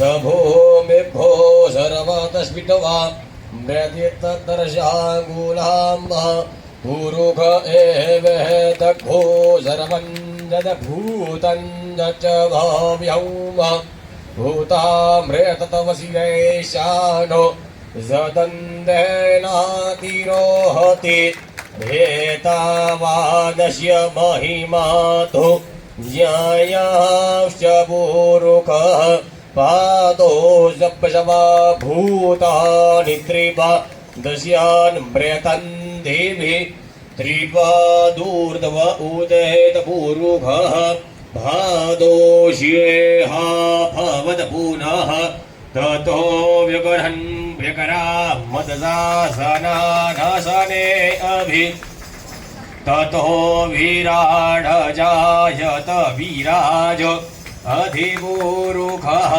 સજાતો અત્યરિત્ય તપશ્ચાદ ભૂમિમથોરભૂરઃ ઓમ બ્રાહ્મણોસ્ય મુખમાસીત બાહુરાજન્યઃ ક્રેતઃ ઊરુ તદ્વૈષ્યઃ પતિભ્યાંગો. હસમુખભાઈ ઠાકર, ભારતીબેન ઠાકર એ પરિવાર તરફથી પણ આપનું સ્વાગત છે. વ્યાસપીઠ પરથી પણ આપ ચારેયનું ખૂબ સ્વાગત અને સન્માન કરવામાં આવે છે. ભારત દેશની અંદર ઇતિહાસ જોઈએ તો એમાં પણ અનેક એવા શૂરવીરો થઈ ગયા છે કે જેણે ધર્મની અને દેશની રક્ષા માટે પોતાના જીવન હોમી દીધા છે. રાજ ઉપસ્થિત છે કે જેમણે પોતાનું જીવન સમાજને અર્પણ કરેલું છે.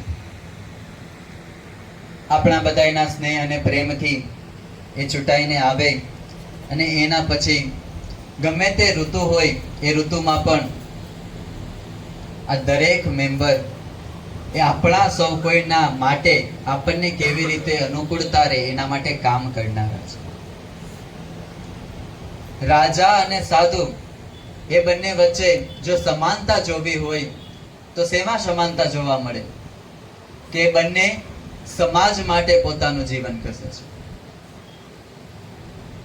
રાજા પોતાની પ્રજાને સુખી રાખવા માટે ગમે તે કરી શકે, પોતાની પ્રજાને દુઃખ ના આવે એ માટે પોતે યુદ્ધ લડવા માટે જાય. અને સાધુ પણ સમાજને ધર્મના માર્ગે વાળવા, ભક્તિ તરફ વાળવા માટે એ પણ પોતે વનમાં છે. સાધુ અને રાજા વચ્ચેનો તફાવત છે. જે તે સમયથી આ ભારત દેશ અનેક પ્રકારની ગુલામી ને દરેક વસ્તુ ભોગવતો પોતાનો અમર ઇતિહાસ એમાંથી ઘણું બધું છૂટી ગયું, તેમ છતાં આજે ભારત પાસે પોતાનો એટલો મોટો ઇતિહાસ છે. જે ઇતિહાસ નો નાશ કરવા માટે ભારતમાં આવ્યા કે જેને એમ હતું કે આપણે નાલંદા જેવી વિદ્યાપીઠ સળગાવી દઈએ તો શાસ્ત્ર જતા રહેશે. એનાથી શાસ્ત્ર ગયા એ વાત સાચી, પણ શાસ્ત્ર તો બ્રાહ્મણના કંઠમાં હતા. એ કેવી રીતે છે? એમાં પણ વિચાર કર્યો કે જો એ લોકોને મારી નાખવામાં આવે, ધર્મ પરિવર્તન કરી નાખવામાં આવે તો હિન્દુ સંસ્કૃતિનો, સનાતન ધર્મનો નાશ થાય. પણ એમાં પણ એ સફળ થયા નહીં.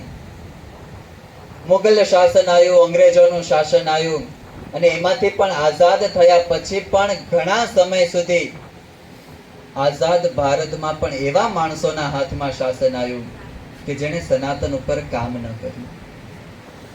પણ એના પછી કહેવાય ને કે જાણે સનાતન ધર્મના માટે સોનાનો સૂરજ ઉગ્યો હોય, એવી રીતે એક એવા માણસના હાથમાં આ દેશનું શાસન આવ્યું કે જેણે 500 વર્ષ જૂની જે રામ જન્મભૂમિ ઉપર હિન્દુઓ મંદિર નતા બનાવી શકતા, ત્યાં ડંકાની ચોટ ઉપર શિખર ચુંબે એવા ગગન ચુંબી શિખર કર્યા અને રામ નામની ધજા લહેરાઈ. આપણે એમ માનતા હોઈએ કે એમાં ફક્ત ને ફક્ત ફાળો એ એક માણસનો છે. હા, વાત સાચી કે એ માણસની મહેનત અતિશય છે, પણ એમના સાથે જ્યારે આવા માણસોની ટીમ જોડાય ત્યારે આખા દેશની અંદર એવી ક્રાંતિ આવે છે. આજે આમનું સન્માન શેના માટે? હાર પહેરાવાય, સ્વાગત થાય, સન્માન થાય, માન પાન વધે. શેના માટે? એટલા માટે નહીં કે અત્યારે શાલ ઓઢાડી અને અમે ફોન કરીએ ત્યારે તમે હાજર થાવ એટલે શાલ નથી ઓઢાડી, પણ સનાતન ધર્મની રક્ષાનું કામ થાય અને જ્યાં જ્યાં હિન્દુ ધર્મ ઉપર આઘાત આવે એ સમયે તમારી મદદ અમને મળે ને એટલે શાલ ઓઢાડી છે.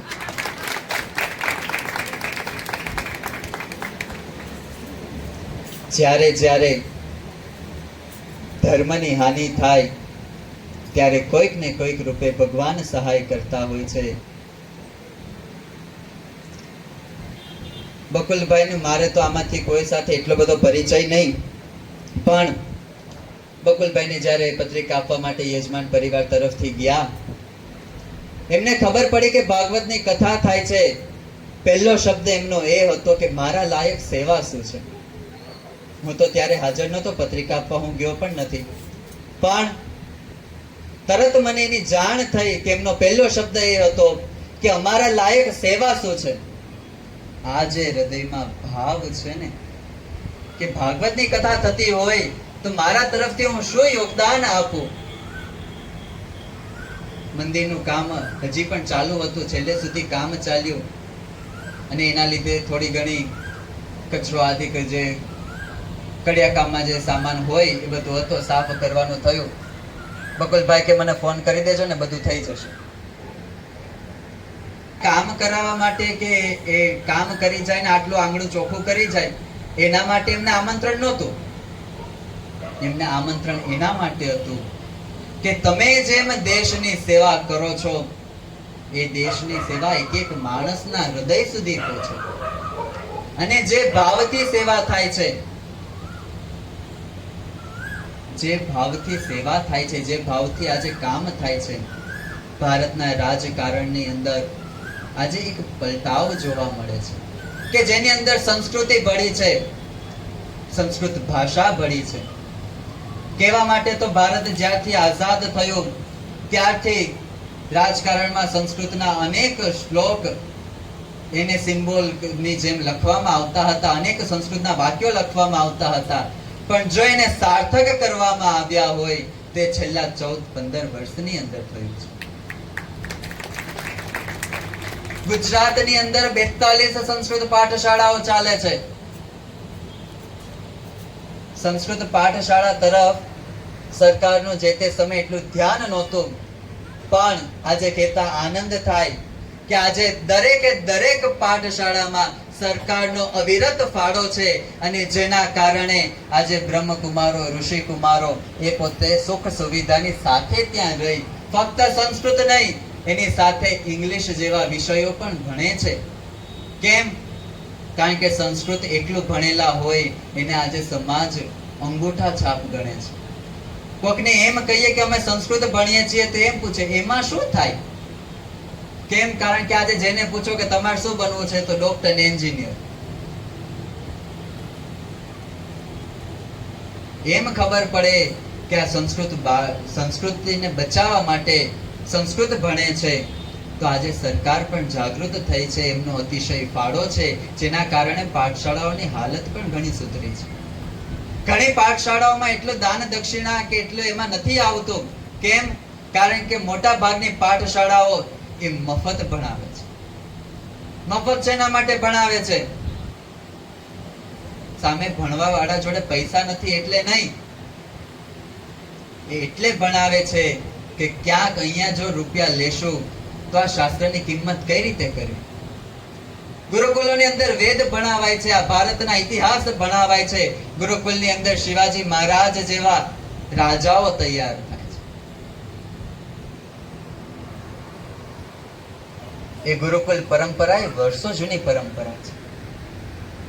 આ ભારત દેશની અંદર ગુરુકુલ પરંપરાનો જ્યારે વિધ્વંસ થયો ત્યારે રાજકોટની અંદર ફરીથી ગુરુકુલ પરંપરાઓ શરૂ થઈ. જ્યારે ભારત આઝાદ થયું ત્યારે રાજકોટની અંદર સૌથી મોટું જો ગુરુકુલ બન્યું હોય તો ત્યાં બન્યું છે. એના પછી અનેક સ્થાને ગુરુકુલો ફરીથી બન્યા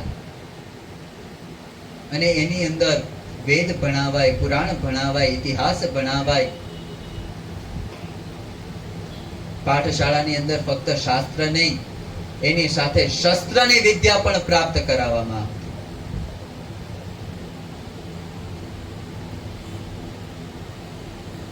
આજે નરેન્દ્રભાઈ મોદી જો દેશની રક્ષા કરી શકતા હોય ને તે ફક્ત ને ફક્ત શાસ્ત્રના માર્ગે ચાલીને કરે છે. એમના એકે એક નિર્ણય એ શાસ્ત્ર ઉચિત હોય છે, શાસ્ત્રને અનુકૂળ હોય છે, શાસ્ત્રને યોગ્ય હોય છે. આરએસએસ જેવા સંઘ જે કાર્ય કરી રહ્યા છે એ કાર્યને પણ તાલીઓથી વધાવવાનું મન થાય. કેમ?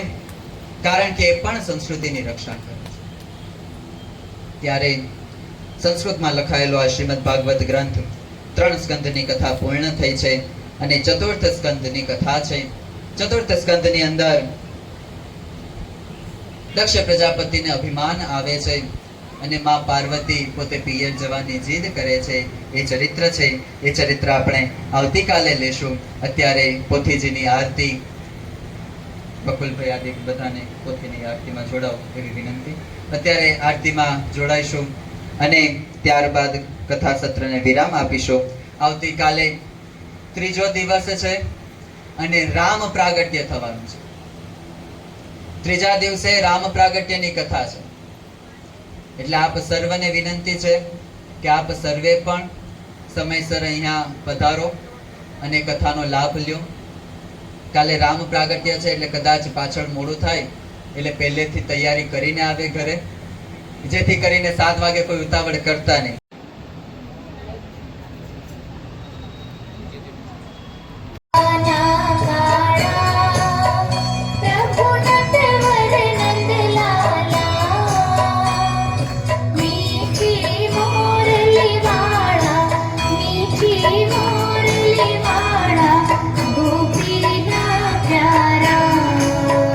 प्रभु जय